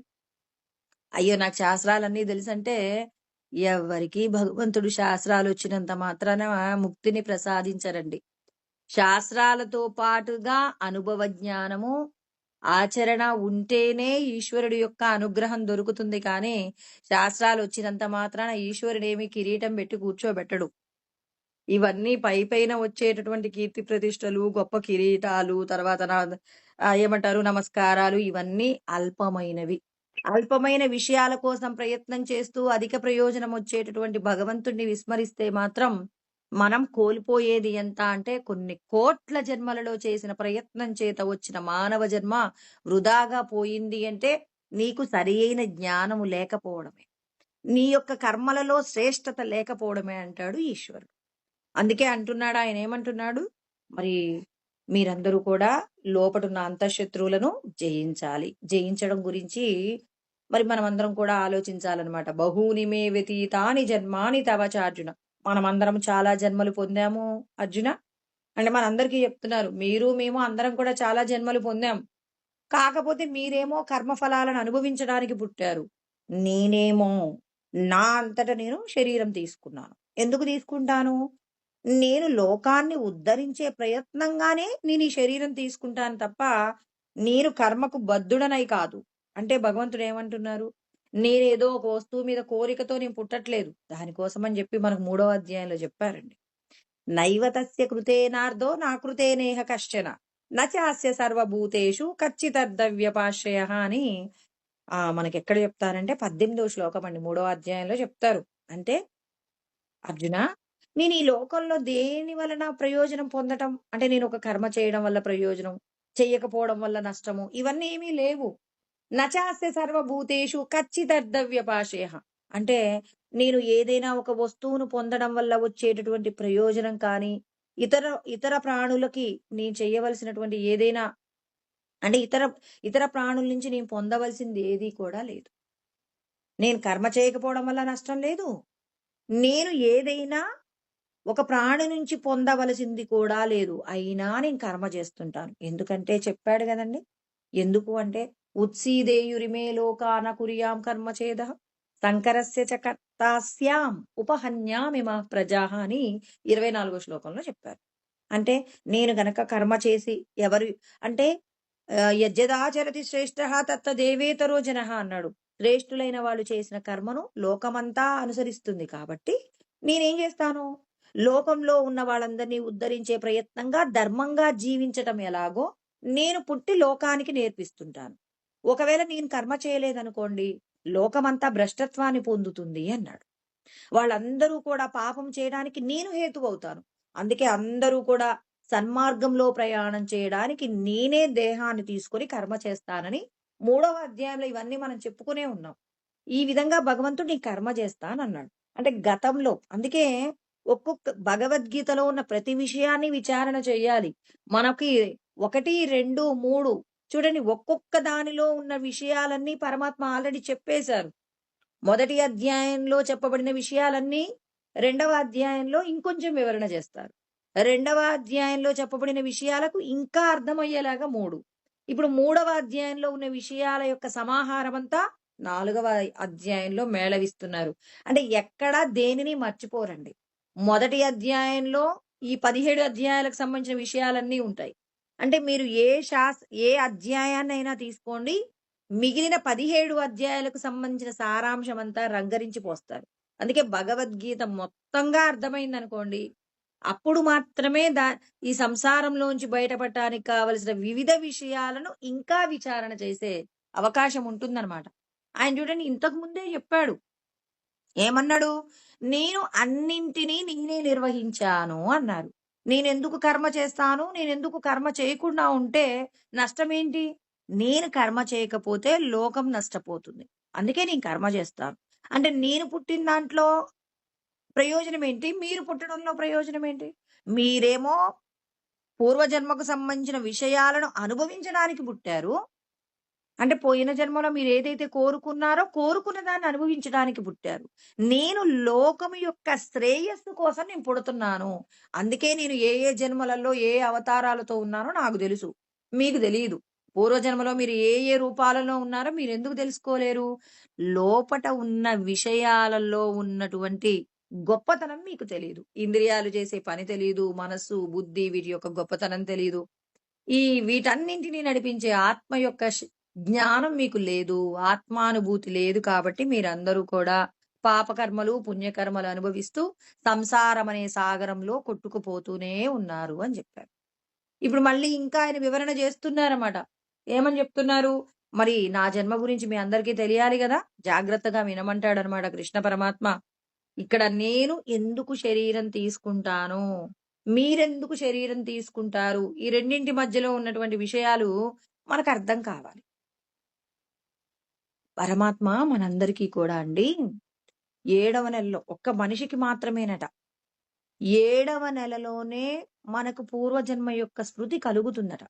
ఇప్పుడు మనందరం మర్చిపోయామండి. ఎందుకంటే మనం పుట్టగానే వైష్ణవి మాయ జరబడింది. 7వ నెలలోనే మనకట పూర్వజన్మలలో మనం ఎన్నెన్ని శరీరాలు పొందామో, అంటే కొన్ని కోట్ల జన్మలలో మనం పొందిన శరీరాలకు సంబంధించిన విషయ జ్ఞానం అంతా కొన్ని క్షణాలలోనే చూపిస్తారట. ఈశ్వరుడు అనుకుంటే ఎంతసేపండి. ఇప్పుడు సినిమా చూస్తామండి. ఒక 200 సంవత్సరాల చరిత్ర అంతా కూడా మనం ఒక 2 గంటలలో సినిమాలలో చూడట్లే? అక్కడ చూసినప్పుడు నీకు అర్థమవుతుందా లేదా? అంటే 200 సంవత్సరాల చరిత్ర 2 గంటలలో చూపించగలిగిన శక్తి మన డైరెక్టర్లకు ఉన్నప్పుడు, ఒక సినిమాకు ఉన్నప్పుడు, ఈశ్వరుడు నువ్వు కొన్ని కోట్ల జన్మలలో నువ్వు పొందిన దుఃఖాన్ని చూయించడానికి ఈశ్వరుడు కొన్ని క్షణాలు తీసుకున్నాడంటే ఎవరికైనా సందేహమా? అంటే మన డైరెక్టర్లు చేసినటువంటి దాంట్లో అయితే నమ్ముతాం. మరి మనకి ఈశ్వరుడు చూయించారంటే నమ్మమా? అందుకేనండి సినిమాలో ఎన్నెన్ని విషయాలు నేర్పిస్తారో చూడండి. ఒక సినిమాలో ఇంత పెద్ద చరిత్రని తక్కువ సమయంలో చూయిస్తారు. ఈశ్వరుడు కూడా కొన్ని సెకండ్లలోనే, కొన్ని క్షణాలలోనే ఈశ్వరుడు మనం ఎత్తిన జన్మలకు సంబంధించిన మొత్తము కూడానే చూపిస్తాడట. అన్ని చూసి జీవుడు ఉనికిపోతాడట. అంటే మనందరం భయపడిన వాళ్ళమేనండి. అలా భయపడిపోయి స్వామి ఇంక నాకు ఈ శరీరాలు వద్దండి, ఇంక నేను తప్పక ఈ జన్మ ప్రయత్నం చేత నేను సాధన చేసుకుంటానండి, ఈ జన్మలో నేను ఇంకో శరీరాన్ని పొందకుండా ఈ శరీరంతో చేసేటటువంటి కర్మలన్నీ కూడా జాగ్రత్తగా చేస్తానండి అని ప్రామిస్ చేశామట. చేసి మళ్ళీ తల్లి గర్భంలో ఉన్నాం. ఆ బాధలు పడ్డాం.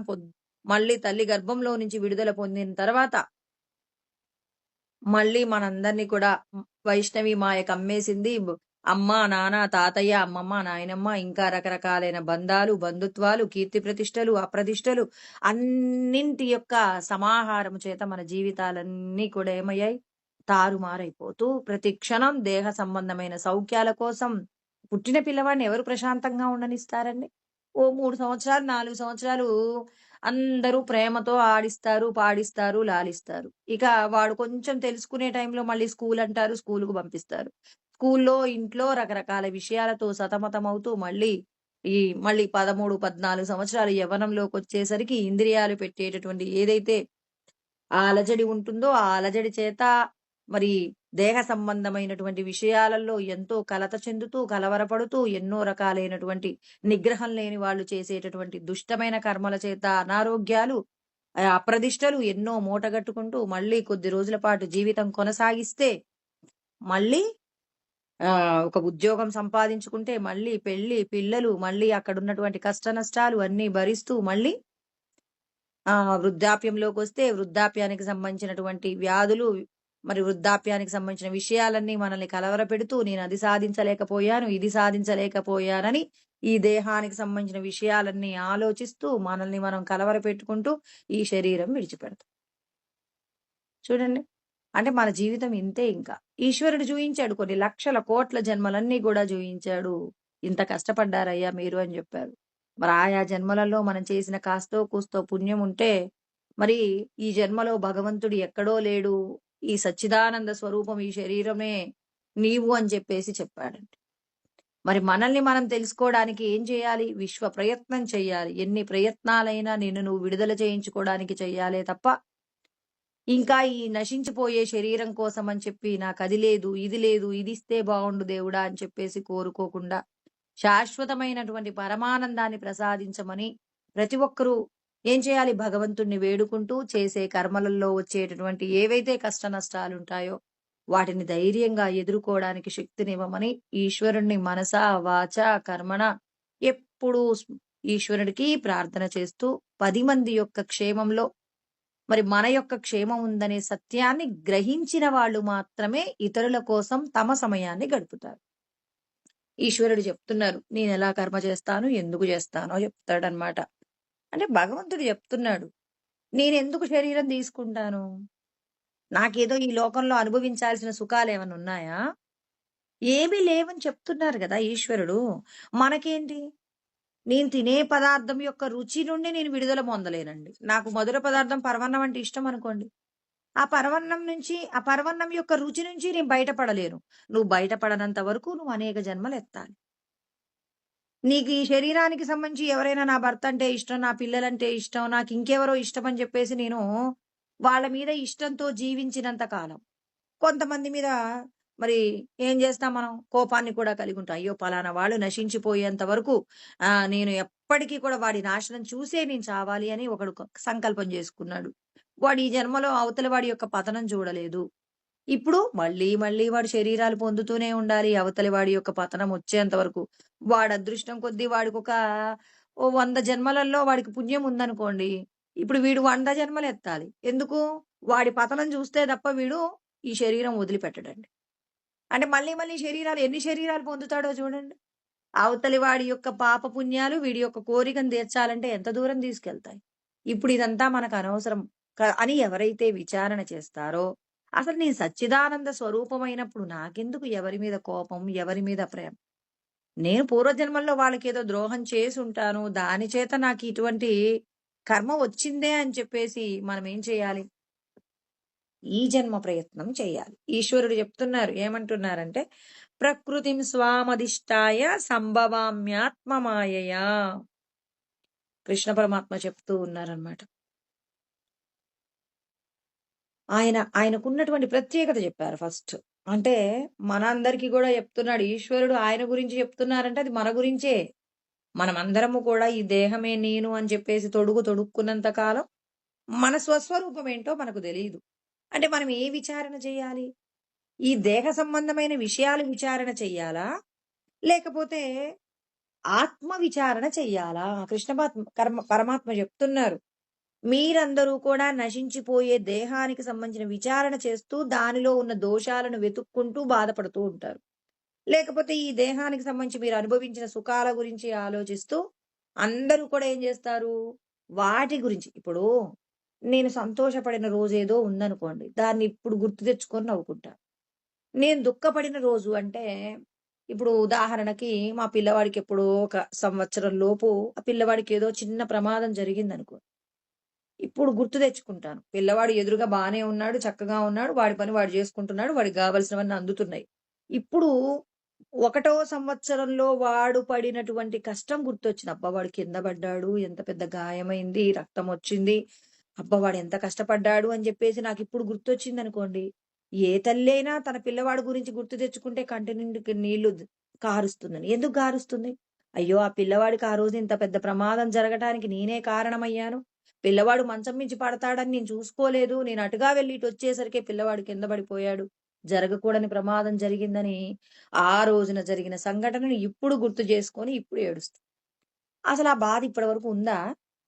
ఆ రోజున వాడు ఏడ్చాడు. వాడికి తర్వాత ఏదో జరిగింది. దాంతో ఒక్క పూటలో అది గాయం పూర్తయిపోయింది. అంతా అయిపోయింది. కానీ దాన్ని గుర్తు తెచ్చుకొని ఇప్పుడు ఏడ్చామా లేదా? ఒక రోజున మా పిల్లవాడికి చేసినటువంటి ఏదో ఒక మంచి ఏదో ఫంక్షన్ ఉంది. ఆ ఫంక్షన్ గుర్తు అబ్బా! మా పిల్లవాడికి ఎంత బాగా ఈ ఫంక్షన్ చేసాం. ఎంత సంతోషంగా ఉంది. ఆ రోజు జరిగిన విషయాలన్నీ గుర్తు తెచ్చుకున్నాం. అంటే గతంలో జరిగిన విషయాలన్నీ వర్తమానంలోకి తెచ్చుకొని, మనకు భగవంతుడిచ్చిన ఐశ్వర్యాన్ని పోగొట్టుకుంటాం. అందుకే ఇక్కడ శ్రీకృష్ణ పరమాత్మ ఏమంటున్నారు? అజోపి సన్ అవ్యయాత్మ భూతానామీశ్వరోపి సన్ ప్రకృతిన్ స్వామధిష్టాయ సంభవామ్యాత్మమాయ. నేనెవర్ని అంటే అజోపి సన్ పుట్టుక లేదండి నాకు. పరమాత్మ చెప్తున్నారు. అవ్యయాత్మ అంటే నాశనం లేదు. ఇంకేమన్నాడు? భూతానామీశ్వరోపి సన్ అంటే సమస్త ప్రాణులన్నీ కూడా మరి నా యొక్క సృష్టియే. అందరికీ కూడా నేనే, సమస్త ప్రాణులకు కూడా నేనే అన్నీ అయ్యున్నాను. ఆధారం అయ్యున్నాను. సమస్త ప్రాణులు నా వలనే కలిగాయి. ఇప్పుడు ఆయనకున్నటువంటి లక్షణాలేంటి? 3 లక్షణాలు చెప్పాడు. పుట్టుక లేదన్నాడు, నాశనం లేదన్నాడు, తర్వాత సమస్త ప్రాణులకు నేనే ఆధారం అన్నాడు.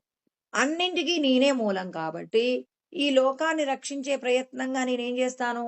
ప్రకృతిం స్వామధిష్టాయ.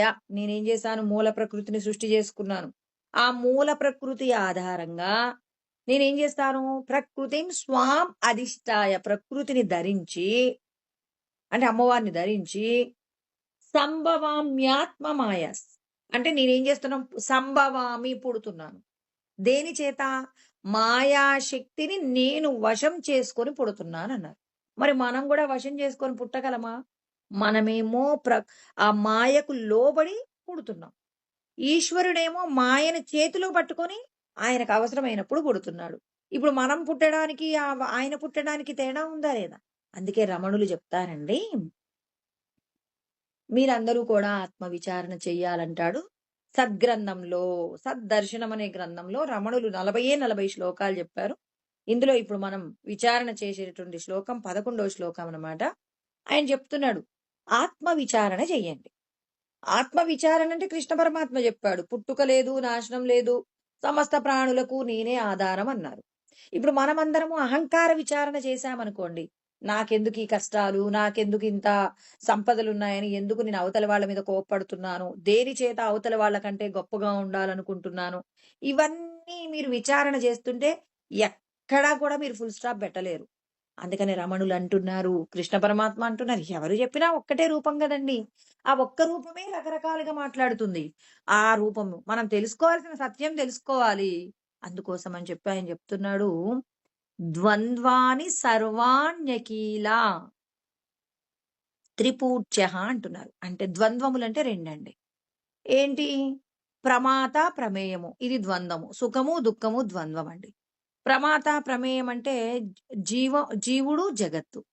ఇప్పుడే ఇది 3గా మారిపోవాలనుకోండి. త్రిపుటి అంటే 3గా మారాలి. జీవ జగత్ ఈశ్వరుడు. జ్ఞానం జ్ఞేయం జ్ఞాత. మరి ఈ 3 కూడా ఏమవుతాయి? ఇవన్నీ త్రిపుటులే కదండి. మరి అవన్నీ కూడా త్రిపుటి. అంటే ఒకసారేమో ద్వంద్వాలుగా ఉంటాయి. ఈ ద్వంద్వాలను విడదీస్తే ఏమవుతుంది? మూడవుతాయి. జీవ జగత్ ఈశ్వరః. ప్రమాత, ప్రమేయ జగత్, ప్రమేయ ఈశ్వరుడు అంటారు. అంటే ద్వంద్వములైన అంటే ఒకసారి సబ్జెక్టు, ఒకసారి ఆబ్జెక్ట్ అండి. అవి ద్వంద్వములు. ఇంకా జీవ జగత్ ఈశ్వర అనేటటువంటి 3 విషయాలు. అంటే ఇప్పుడు నువ్వెవరు అంటే జీవుడు. నువ్వెక్కడున్నావంటే జగత్తులో ఉన్నావు. మరి ఈ జగత్తుని నడిపించేది ఎవరు అంటే ఈశ్వరుడు. ఇక్కడ త్రిపుటి 3 కనపడుతున్నాయి. రెండింటిగా చెప్పుతున్నప్పుడు కంటికి కనపడని ఈశ్వరుడు గురించి మనం వదిలేసినప్పుడు జీవుడు, జగత్, ప్రమాత, ప్రమేయము అని చెప్పేసి అంటున్నాం. అంటే ఇక్కడ మనం అందరం ఏం చేయాలి? విచారణ చెయ్యాలి.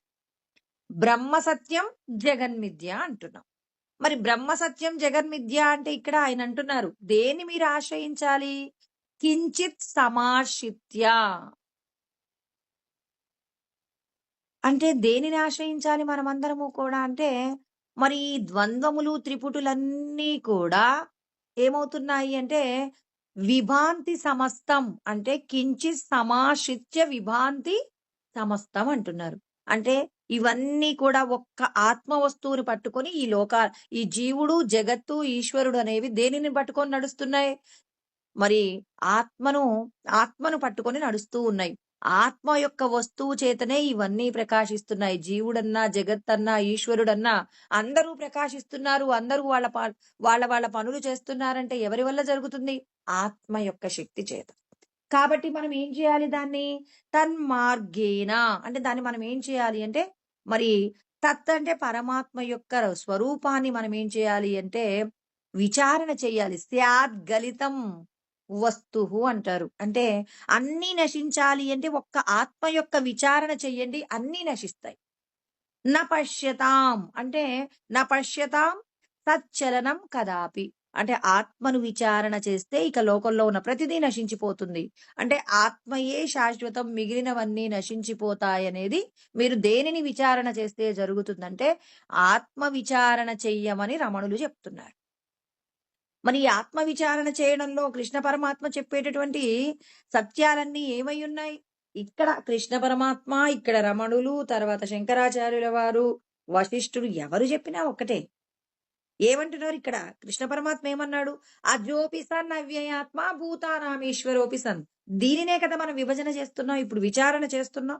ఒక్కొక్క దాన్ని విచారణ చేస్తున్నాం. ఆయన పుట్టుక లేనివారు. ఎవరు పుట్టుక లేనివారు? ఆత్మ పుట్టుక లేనిది. ఆత్మకు నాశనం లేదు. అజో నిత్య శాశ్వతోయం పురాణం అని చెప్పేసి 2వ అధ్యాయంలో మనం 20వ శ్లోకంలో తెలుసుకున్నాం. అంటే పురాతనుడు, నాశనము లేదు, తర్వాత సనాతనమైన వాడు, నిత్యము ఉండేటటువంటి వాడు, ఇలాంటివి సత్యాలన్నీ తెలుసుకున్నాం. ఇక్కడ కూడా మళ్ళీ అదే చెప్పారు. ఇక్కడ రమణులు కూడా అదే చెప్తున్నారు. ఆత్మయే సత్యం, బ్రహ్మ సత్యం, జగన్మిథ్య. దీన్ని ఇప్పుడు మనం విచారణ చేస్తే సత్యానృత మిథునీకరణం అంటారు. మిథునీకరణం అంటే కలయిక అండి.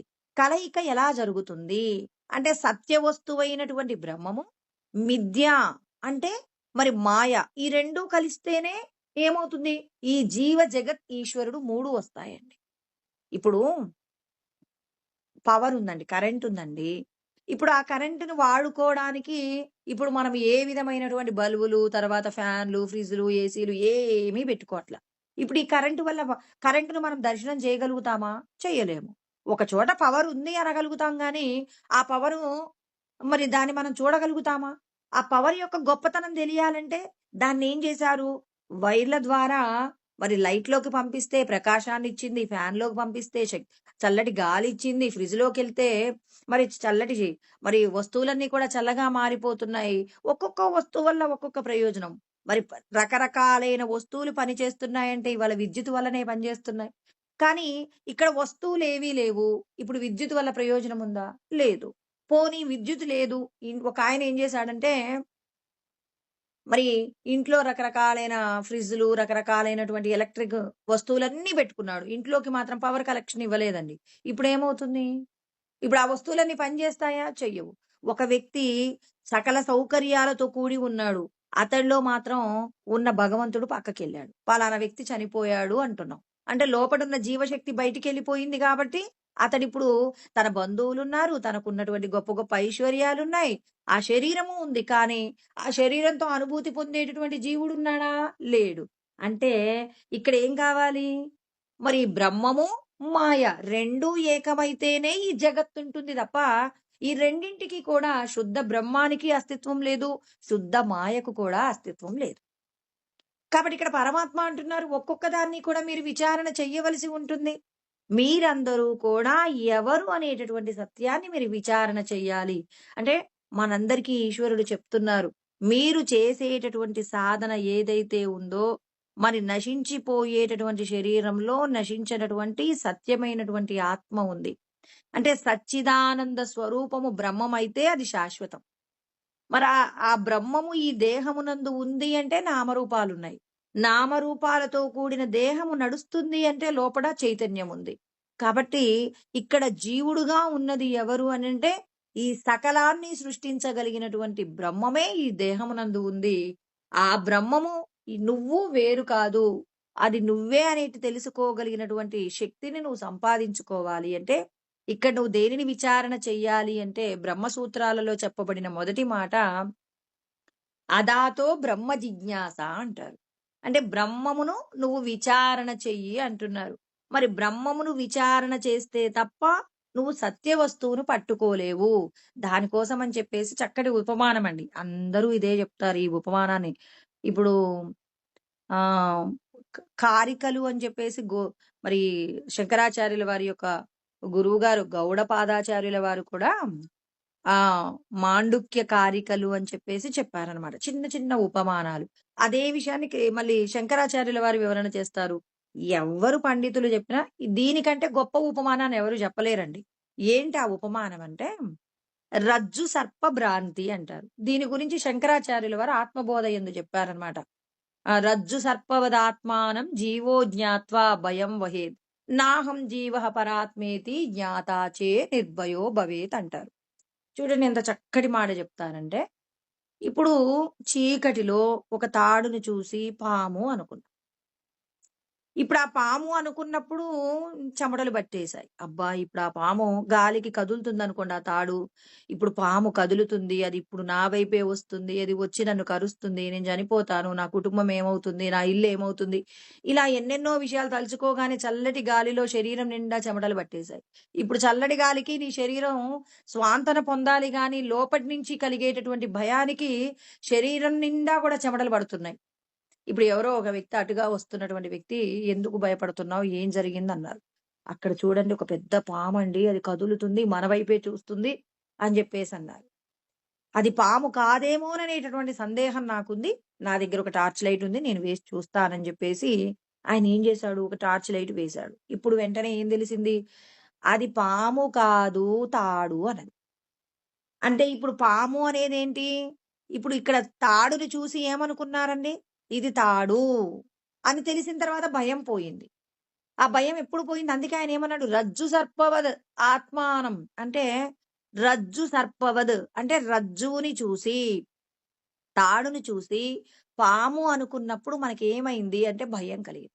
తాడు అనేది ఏమైంది? అజ్ఞానము. అజ్ఞానం చేత అది పాము అనుకున్నాం. అంటే పొరపాటుగా దేనిని తాడుని చూసి పామనుకున్నాం. అంటే ఇప్పుడు ఎప్పుడైతే టార్చ్ లైట్ తీసుకొచ్చారో అప్పుడేమైంది? అక్కడ ఉన్నది పాము కాదు అన్నప్పుడు తాడు అనేటటువంటి అజ్ఞాన నాశనం పోయిందండి. అంటే ఇక్కడ మొత్తం మీద మరి సత్యమైనటువంటి వస్తువేంటి? తాడండి. తాడు సత్యమైన వస్తువు, పాము ఏంటి? పొరపాటుగా అధ్యాస వస్తువు. అక్కడ పాముంది అన్నప్పుడు భయం కలిగింది. ఇప్పుడు పాము గురించి విచారణ చేశామనుకోండి. ఆ పాము ఏ పామయ్యుంటుందండి? తాచు పామయ్యుంటుందా? లేకపోతే ఇంకా వేరే పామయ్యుంటుందా? అని చెప్పి పాము గురించి ఎంత విచారణ చేసినా ఏమైనా ప్రయోజనం ఉందా? లేదు. ఇప్పుడు మనం దేన్ని విచారణ చేస్తే మనం బయటపడగలము అంటే, అక్కడున్న వస్తువేందో విచారణ చేస్తున్నాం. ఇక్కడున్న వస్తువేంటి? తాడు. తాడుకేమైనా ప్రమాదం ఉందా? తాడు వల్ల ఏమైనా ప్రమాదాలుంటాయా? తాడు వలన ఏ ప్రమాదం లేదు. ప్రమాదము లేని వస్తువు తాడు. ప్రమాదంతో కూడిన వస్తువు పాము. మరిప్పుడు అక్కడ ఉన్నది తాడు కాదు. పాము అన్నప్పుడు భయం కలిగింది. ఎప్పుడైతే అది పాము కాదు, తాడు అన్నప్పుడు భయం పోయింది. ఇప్పుడు మనం కూడా ఈ దేహమే నేను అనుకున్నామనుకోండి, ఈ దేహానికి సంబంధించిన విషయాలన్నీ మనల్ని చుట్టుముట్టేస్తాయి. దీనికి సంబంధించిన ఎవరో మనల్ని బాధపెట్టిన వాళ్ళు గుర్తొస్తారు. మనల్ని సంతోషపెట్టిన వాళ్ళు గుర్తొస్తారు. ఇన్ని విషయాలతో మనమంతం సతమతమవుతాం. ఇప్పుడు ఈ శరీరంలో ఉన్న సచ్చిదానందాన్ని విచారణ చేయాలి. దానికోసమని మళ్ళీ ఇంకో చిన్న ఉపమానం చెప్తారు. ఏంటంటే, మనం స్వప్నంలో ఉన్నామండి. కలగంటున్నాను. నన్నెవరో బాధ పెడుతున్నారు. ఆ బాధంతా అనుభవిస్తున్నాను. ఇప్పుడు ఈ బాధ పోవాలంటే ఏం చేయాలి? నన్నెవరో వచ్చి పిలిచారు. పిలవగానే నేను జాగ్రత్తావస్థలోకొచ్చేసానండి. ఇప్పుడెప్పుడైతే నేను జాగ్రత్తావస్థలోకి రాగానే, ఇప్పుడు నాకు ఆ స్వప్నంలో నన్ను బాధ పెడుతున్న వాళ్ళు ఇప్పుడు బాధ పెట్టగలరా? నేను కళ్ళు తెరవగానే ఏమంటాను? హమ్మయ్య! నేను ఆ కలలో నన్ను పలానా వాళ్ళు ఇబ్బంది పెడుతూ ఉన్నారు. నేను బాగా ఏడుస్తున్నాను. ఎప్పుడైతే నేను స్వప్నంలో నుంచి బయటికొచ్చానో, జాగ్రత్తావస్థలోకి రాగానే, అది స్వప్నము. దానిలోకి నేను మళ్ళీ వెళ్ళగలనా? వెళ్ళడం కుదురుతుందా? కుదరదు. అదే విధంగా ఇక్కడ ఈ దేహ సంబంధమైన విషయాలలో నాకేదైనా కష్టమొస్తే, ఆ కష్టంలో నుంచి నేను బయటపడడానికి ఎవరో వచ్చి 2 మాటలు చెప్తే స్వాంతన పొందుతానా? బ్రహ్మ జ్ఞానము చేత స్వాంతన పొందుతావు. నువ్వు ఈ శరీరం కాదు, శరీరానికి సంబంధించి సుఖదుఖాలుంటాయి. నువ్వు పూర్వజన్మల్లో చేసిన పాపపు కర్మలు, పుణ్యపు కర్మలే నిన్ను సుఖదుఖాలనేటటువంటి మరి విషయాలు నిన్ను ఇబ్బంది పెడుతున్నాయి. ఇవన్నీ నువ్వు కాదు. నువ్వు ఆత్మ స్వరూపమే. అంటే నీ యొక్క అసలు స్వరూపం. ఇక్కడ పాము ఏంటంటే ఈ దేహ సంబంధమైన విషయాలన్నీ పొరపాటండి. కొద్ది రోజుల పాటు మనం అనుభవించే విషయ సుఖాలివి. మరి వీటి చేత తాదాత్మ్యం. స్వప్నంలో ఉన్నంత సేపు సంతోషం ఉంటే సంతోషం అనుభవిస్తాం. దుఃఖం ఉంటే దుఃఖం అనుభవిస్తాం. అక్కడ అనుభవం లేదా? అనుభవం ఉంది కదండీ! మనల్ని ఏడిపిస్తున్న సంఘటనని మనం అనుభవించాం. సంతోషపెట్టే విషయాన్ని అనుభవిస్తున్నాం. ఎప్పుడైతే మేల్కొన్నామో, జాగ్రత్తావస్థలోకొచ్చామో, వెంటనే మన యొక్క ఆ బాధలో నుంచి, ఆ సంతోషంలోంచి రిలీజ్ అయిపోయాం. అదే విధంగా సత్యం తెలుసుకోండి. ఆత్మ యొక్క శక్తి ఏంటంటే, మరి నువ్వెవరు అంటే అజోపి సన్నవ్యయాత్మ భూతానామీశ్వరోపి సన్. నువ్వు బ్రహ్మమే సత్యం. అసలు ఈ లోకంలో ఉన్నదంతా ఒకే వస్తువు. ఆ ఒక్క వస్తువే అనేక శరీరాలు పొందుతుంది. మరి ఈ పొందినటువంటి శరీరాలతోనే మనం ఏం చేస్తున్నామంటే సుఖదుఖాలు పొందుతున్నాం. అంటే విషయాల మీద మనకు కోరిక ఉన్నంత కాలము మనమందరము కూడా ఈ శరీరాలను పొందుతూనే సంసారం అనే సాగరంలో కొట్టుకుపోతాం. మరి ఈ సంసారం అనే సాగరంలో నుంచి కొట్టుకుపోకుండా ఉండాలంటే, ఇది స్వప్నంలాగా ఇది కూడా కలయే. ఇప్పుడు ఈ క్షణం కంటే ముందు ఒక్క క్షణం ముందు మనం మాట్లాడిన మాటల వల్ల ఎవరైనా బాధపడి ఉండొచ్చు. ఆ మాటల వల్ల వచ్చిన బాధని మనం ఏమైనా పోగొట్టగలమా ఇప్పుడు? మనం మాట్లాడిన మాటల వల్ల ఎవరికైనా సంతోషం కలగవచ్చు. ఆ సంతోషకరమైన విషయాలైనా, దుఃఖకరమైన విషయాలైనా, వేటినైనా మనం వెనక్కి తీసుకురాగలమా? ఈశ్వరుడు అంటున్నారు, జరిగిపోతున్న విషయాలన్నింటిలో కూడా మరి మీరు చేసిన కర్మఫలాలే మిమ్మల్ని నడిపించాయి. ఈ జన్మ ప్రయత్నం చేత ఒక్క క్షణము కూడా విశ్రాంతి తీసుకోకుండా, అనుక్షణం ఆత్మకు సంబంధించిన జ్ఞానాన్ని పొందుతూ మీరందరూ ఏం చేయాలి? దేహ సంబంధమైనటువంటి విషయాలలో ఎప్పుడూ కూడా అప్రమత్తంగా ఉండి, పరులకు ఉపకారం జరిగేలాగా, ఇతరులకు మంచి జరిగేలాగా మీ మనసుని సిద్ధం చేయండి. ఇతరుల యొక్క శ్రేయస్సును కోరుకునేలాగా మీ మనస్సును సంస్కరించండి. మీ నోటి ద్వారా వచ్చేటటువంటి మాటలన్నీ పరులకు మంచి జరిగే మాటలు మాట్లాడండి. ఈ శరీరంతో ఇతరులకు ఎవరికైనా ఉపకారం జరిగేలాగా ఏదో ఒక విధంగా మీరేం చేస్తారు? కూర్చున్నా, మాట్లాడుతున్నా, పనులు చేస్తున్నా ఎప్పుడూ పరుల యొక్క శ్రేయస్సులోనే నీ యొక్క శ్రేయస్సు ఉంది. ఇతరులకు నువ్వు చేసిన శ్రేయస్సు ఏదైతే ఉందో, ఆ శ్రేయస్సే నీ యొక్క శ్రేయస్సు అవుతుంది. అందుకే ప్రతి ఒక్కరికి భగవంతుడు చెప్తున్నారు. మీరందరూ మీ యొక్క స్వస్వరూపాన్ని తెలుసుకోండి. ఆ స్వస్వరూపమే మిమ్మల్ని రక్షిస్తుంది కానీ, వేరొక విషయం మిమ్మల్ని రక్షించదు. అంటే మనమందరము కూడా ఏం చేయాలి? ఈ దేహ సంబంధమైన విషయాలలో ఒకరోజు సంతోషము, ఒకరోజు దుఃఖము, ఒకరోజు అవమానము, ఒకరోజు కీర్తి. ఇవన్నీ కూడా మరి కృష్ణ పరమాత్మ లాంటి వ్యక్తిని కూడా ఎంతో మంది దూషణ చేశారు. మరి ఆయన్ని దూషణ చేసిన వాళ్ళందరూ పాపం అనుభవించారు. ఆయన్ని స్తుతించిన వాళ్ళందరూ ముక్తిని పొందారు. అంతే. మరి జంగమయ్యపోతుంటే కుక్కలు మొరుగుతాయన్నట్టుగా మరి సమాజంలో మంచి చేసిన వారికి, తర్వాత చెడు చేసిన వారికి, వారు వారు చేసుకున్న కర్మల యొక్క ఫలాలను ఏం చేస్తూ ఉంటారు? అనుభవించక తప్పదు. ఎందుకు? మరి వాళ్ళు చేసుకున్నారు పూర్వజన్మల్లో చేసిన ఇప్పుడు రమణ మహర్షికి కూడా పూర్వజన్మల్లో చేసిన కర్మలు ఏదైనా దోషాలు ఉండి ఉండటం వల్లే కదండీ శరీరానికి సంబంధించినటువంటి ఇబ్బందులు కలిగాయి. తర్వాత రామకృష్ణ పరమహంసకి అంటే మహాత్ములకు కూడా ప్రారబ్ధ కర్మ తప్పదు అన్నప్పుడు మనకి కూడా ఈ దేహానికి సంబంధించి వచ్చే సుఖము, దుఃఖము కూడా శాశ్వతం కాదు. నేను సచ్చిదానందమే అంటూ మీరు బ్రతికున్నంత కాలము కూడా దేహ సంబంధమైన సౌఖ్యాల కోసమే కాకుండా పరుల యొక్క ఉపకారం కోసం పరులకు మనం చేసే మంచిని మనం పెంచుతూ ఏం చేయాలి? మనల్ని మనం ఉద్ధరించుకోవాలి. ఇతరులకు మనం ఏదైనా ఉపకారం చేస్తున్నామంటే, ఆ ఉపకారం మనల్నే రక్షిస్తుందండి. వేరొకరిని కాదు. మనల్ని రక్షిస్తుంది కాబట్టి ఇక్కడ కృష్ణ పరమాత్మ అంటున్నారు, అజోపి సన్ అవ్యయాత్మ భూతానామీశ్వరోపి సన్. నేనేం చేస్తున్నాను? మరి ప్రకృతిని నా వశం చేసుకుంటున్నానంటే, మరి నేను ఇది జరిగే సృష్టిలో జరిగే ప్రతిదీ కూడా మరి వాళ్ళు చేసిన కర్మల యొక్క సారమే, కర్మల యొక్క ఫలితమే కాబట్టి, మరి ఇదంతా జరుగుతుంది. జరగాల్సిన దాంట్లో నేనే మార్పులు చెయ్యలేనని ఈ జన్మ ప్రయత్నం చేత మీరేం జేస్తారు?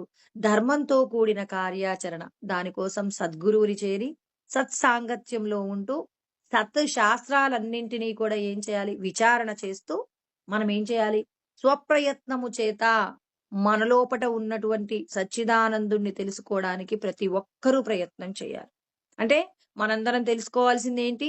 మరి పురుషార్థములలో చివరిదైన మోక్షమును పొందడానికి ఆత్మానుభూతిని పొందడం మన అందరి యొక్క పరమ ప్రయోజనమైతే, దానికోసం మనం చెయ్యవలసిన కర్మల వలన అంటే మనం చేసేటటువంటి ఏదైతే సత్కార్యాచరణ ఉంటుందో, ఆ దాని చేత చిత్తశుద్ధి పొందాలి. అంటే పొలములో ఉన్నటువంటి ఏదైతే వృధాగా ఉండే విషయాలుంటాయో వాటన్నింటిని మనం శుభ్రం చేసినట్టు, మన మనసు కూడా వేరొకరిని చూసి అసూయ పడుతుందనుకో, అసూయ పొందకుండా నిన్ను నువ్వు రక్షించుకో.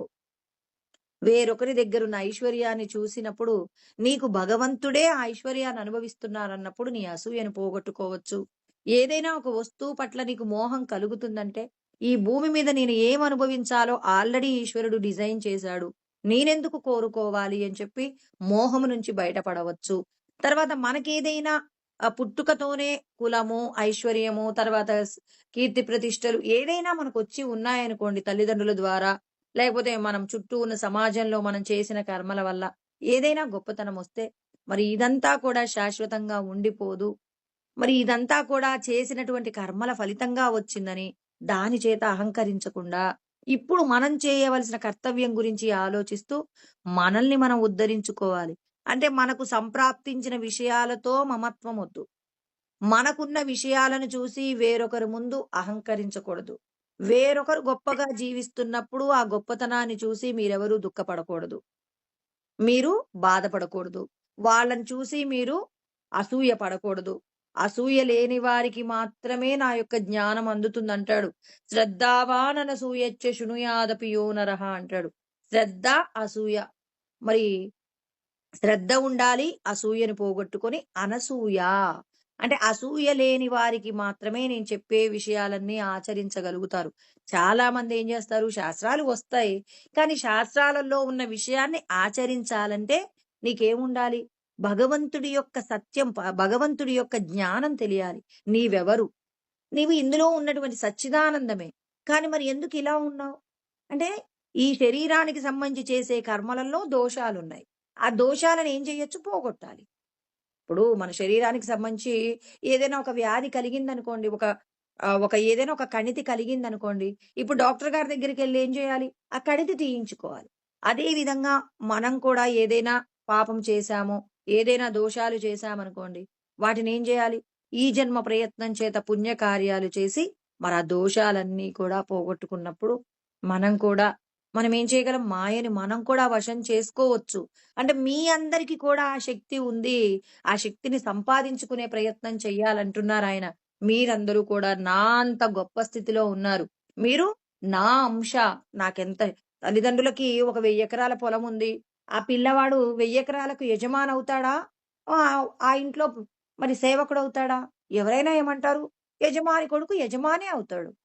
మరి మనం కూడా మరి ఆయనకి పుట్టుక లేదంట. ఆయనకు నాశనం లేదట. మరి ఆయన సర్వ ప్రాణులకు మరి ఆయనే ఆధారమట. మరి అయినప్పుడు మనమెవరమవుతాం?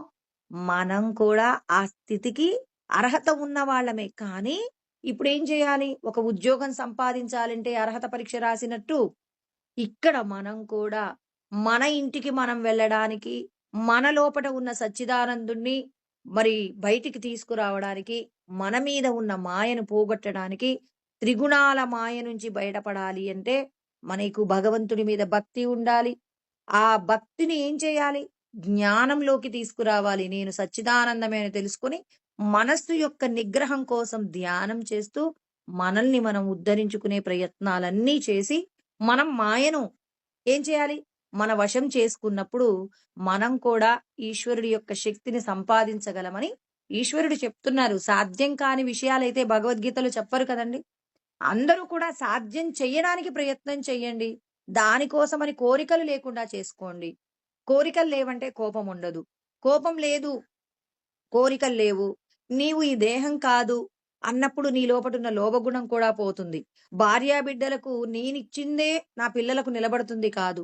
నువ్వు చేసినటువంటి సత్కార్యాలే ఈశ్వరుడు నీ పిల్లలకు కావలసిన సమస్తం సమకూరుస్తారన్నప్పుడు, నీవు ఇతరులకు ఇంత పెట్టడానికే ప్రయత్నం చేస్తావు కానీ, నేను నా కుటుంబమే తినాలనే కోరిక నీకుండదండి. మనకా కోరిక ఉంది అంటే, సమస్తము మనమే ఇస్తున్నామనే ఆలోచన. అందుకే భగవంతుడు ప్రతి ఒక్క విషయాన్ని జాగ్రత్తగా గుర్తుపెట్టుకొని, మిమ్మల్ని మీరు ఉద్ధరించుకునే ప్రయత్నం చేయమని కృష్ణ పరమాత్మ జెప్తున్నారు. మీరందరూ కూడా మాయకు ఆధీనులు కాకుండా, మాయను మీరేం చేయాలి? జయించగలిగినటువంటి శక్తిని సంపాదించుకోవాలి అని చెప్పేసి చెప్తూ, ఇంకా ఆయన నేను ఈ శరీరం అనేక శరీరాలు ఎందుకు తీసుకుంటాను? తీసుకోవడానికి కారణాలు ఏంటి? అని చెప్పేసి తర్వాత శ్లోకాలలో వివరణ చేస్తున్నారు. వాటిని రేపు తెలుసుకుందామండి. ఓం సహనావవతు సహనౌ భునక్తు సహ వీర్యం కరవావహై తేజస్వినావధీతమస్తు మా విద్విషావహై. ఓం శాంతి శాంతి శాంతి. ఓం ఆప్యాయంతు మమాంగాని వాక్ ప్రాణచక్షుః శ్రోత్రమతో బలమింద్రియాణి చ సర్వాణి. సర్వం బ్రహ్మోపనిషదం మా అహం బ్రహ్మ నిరాకుర్యాం మా బ్రహ్మ నిరాకరణోద నిరాకరణమస్త్వ నిరాకరణం మే అస్తు తదాత్మని నిరతే.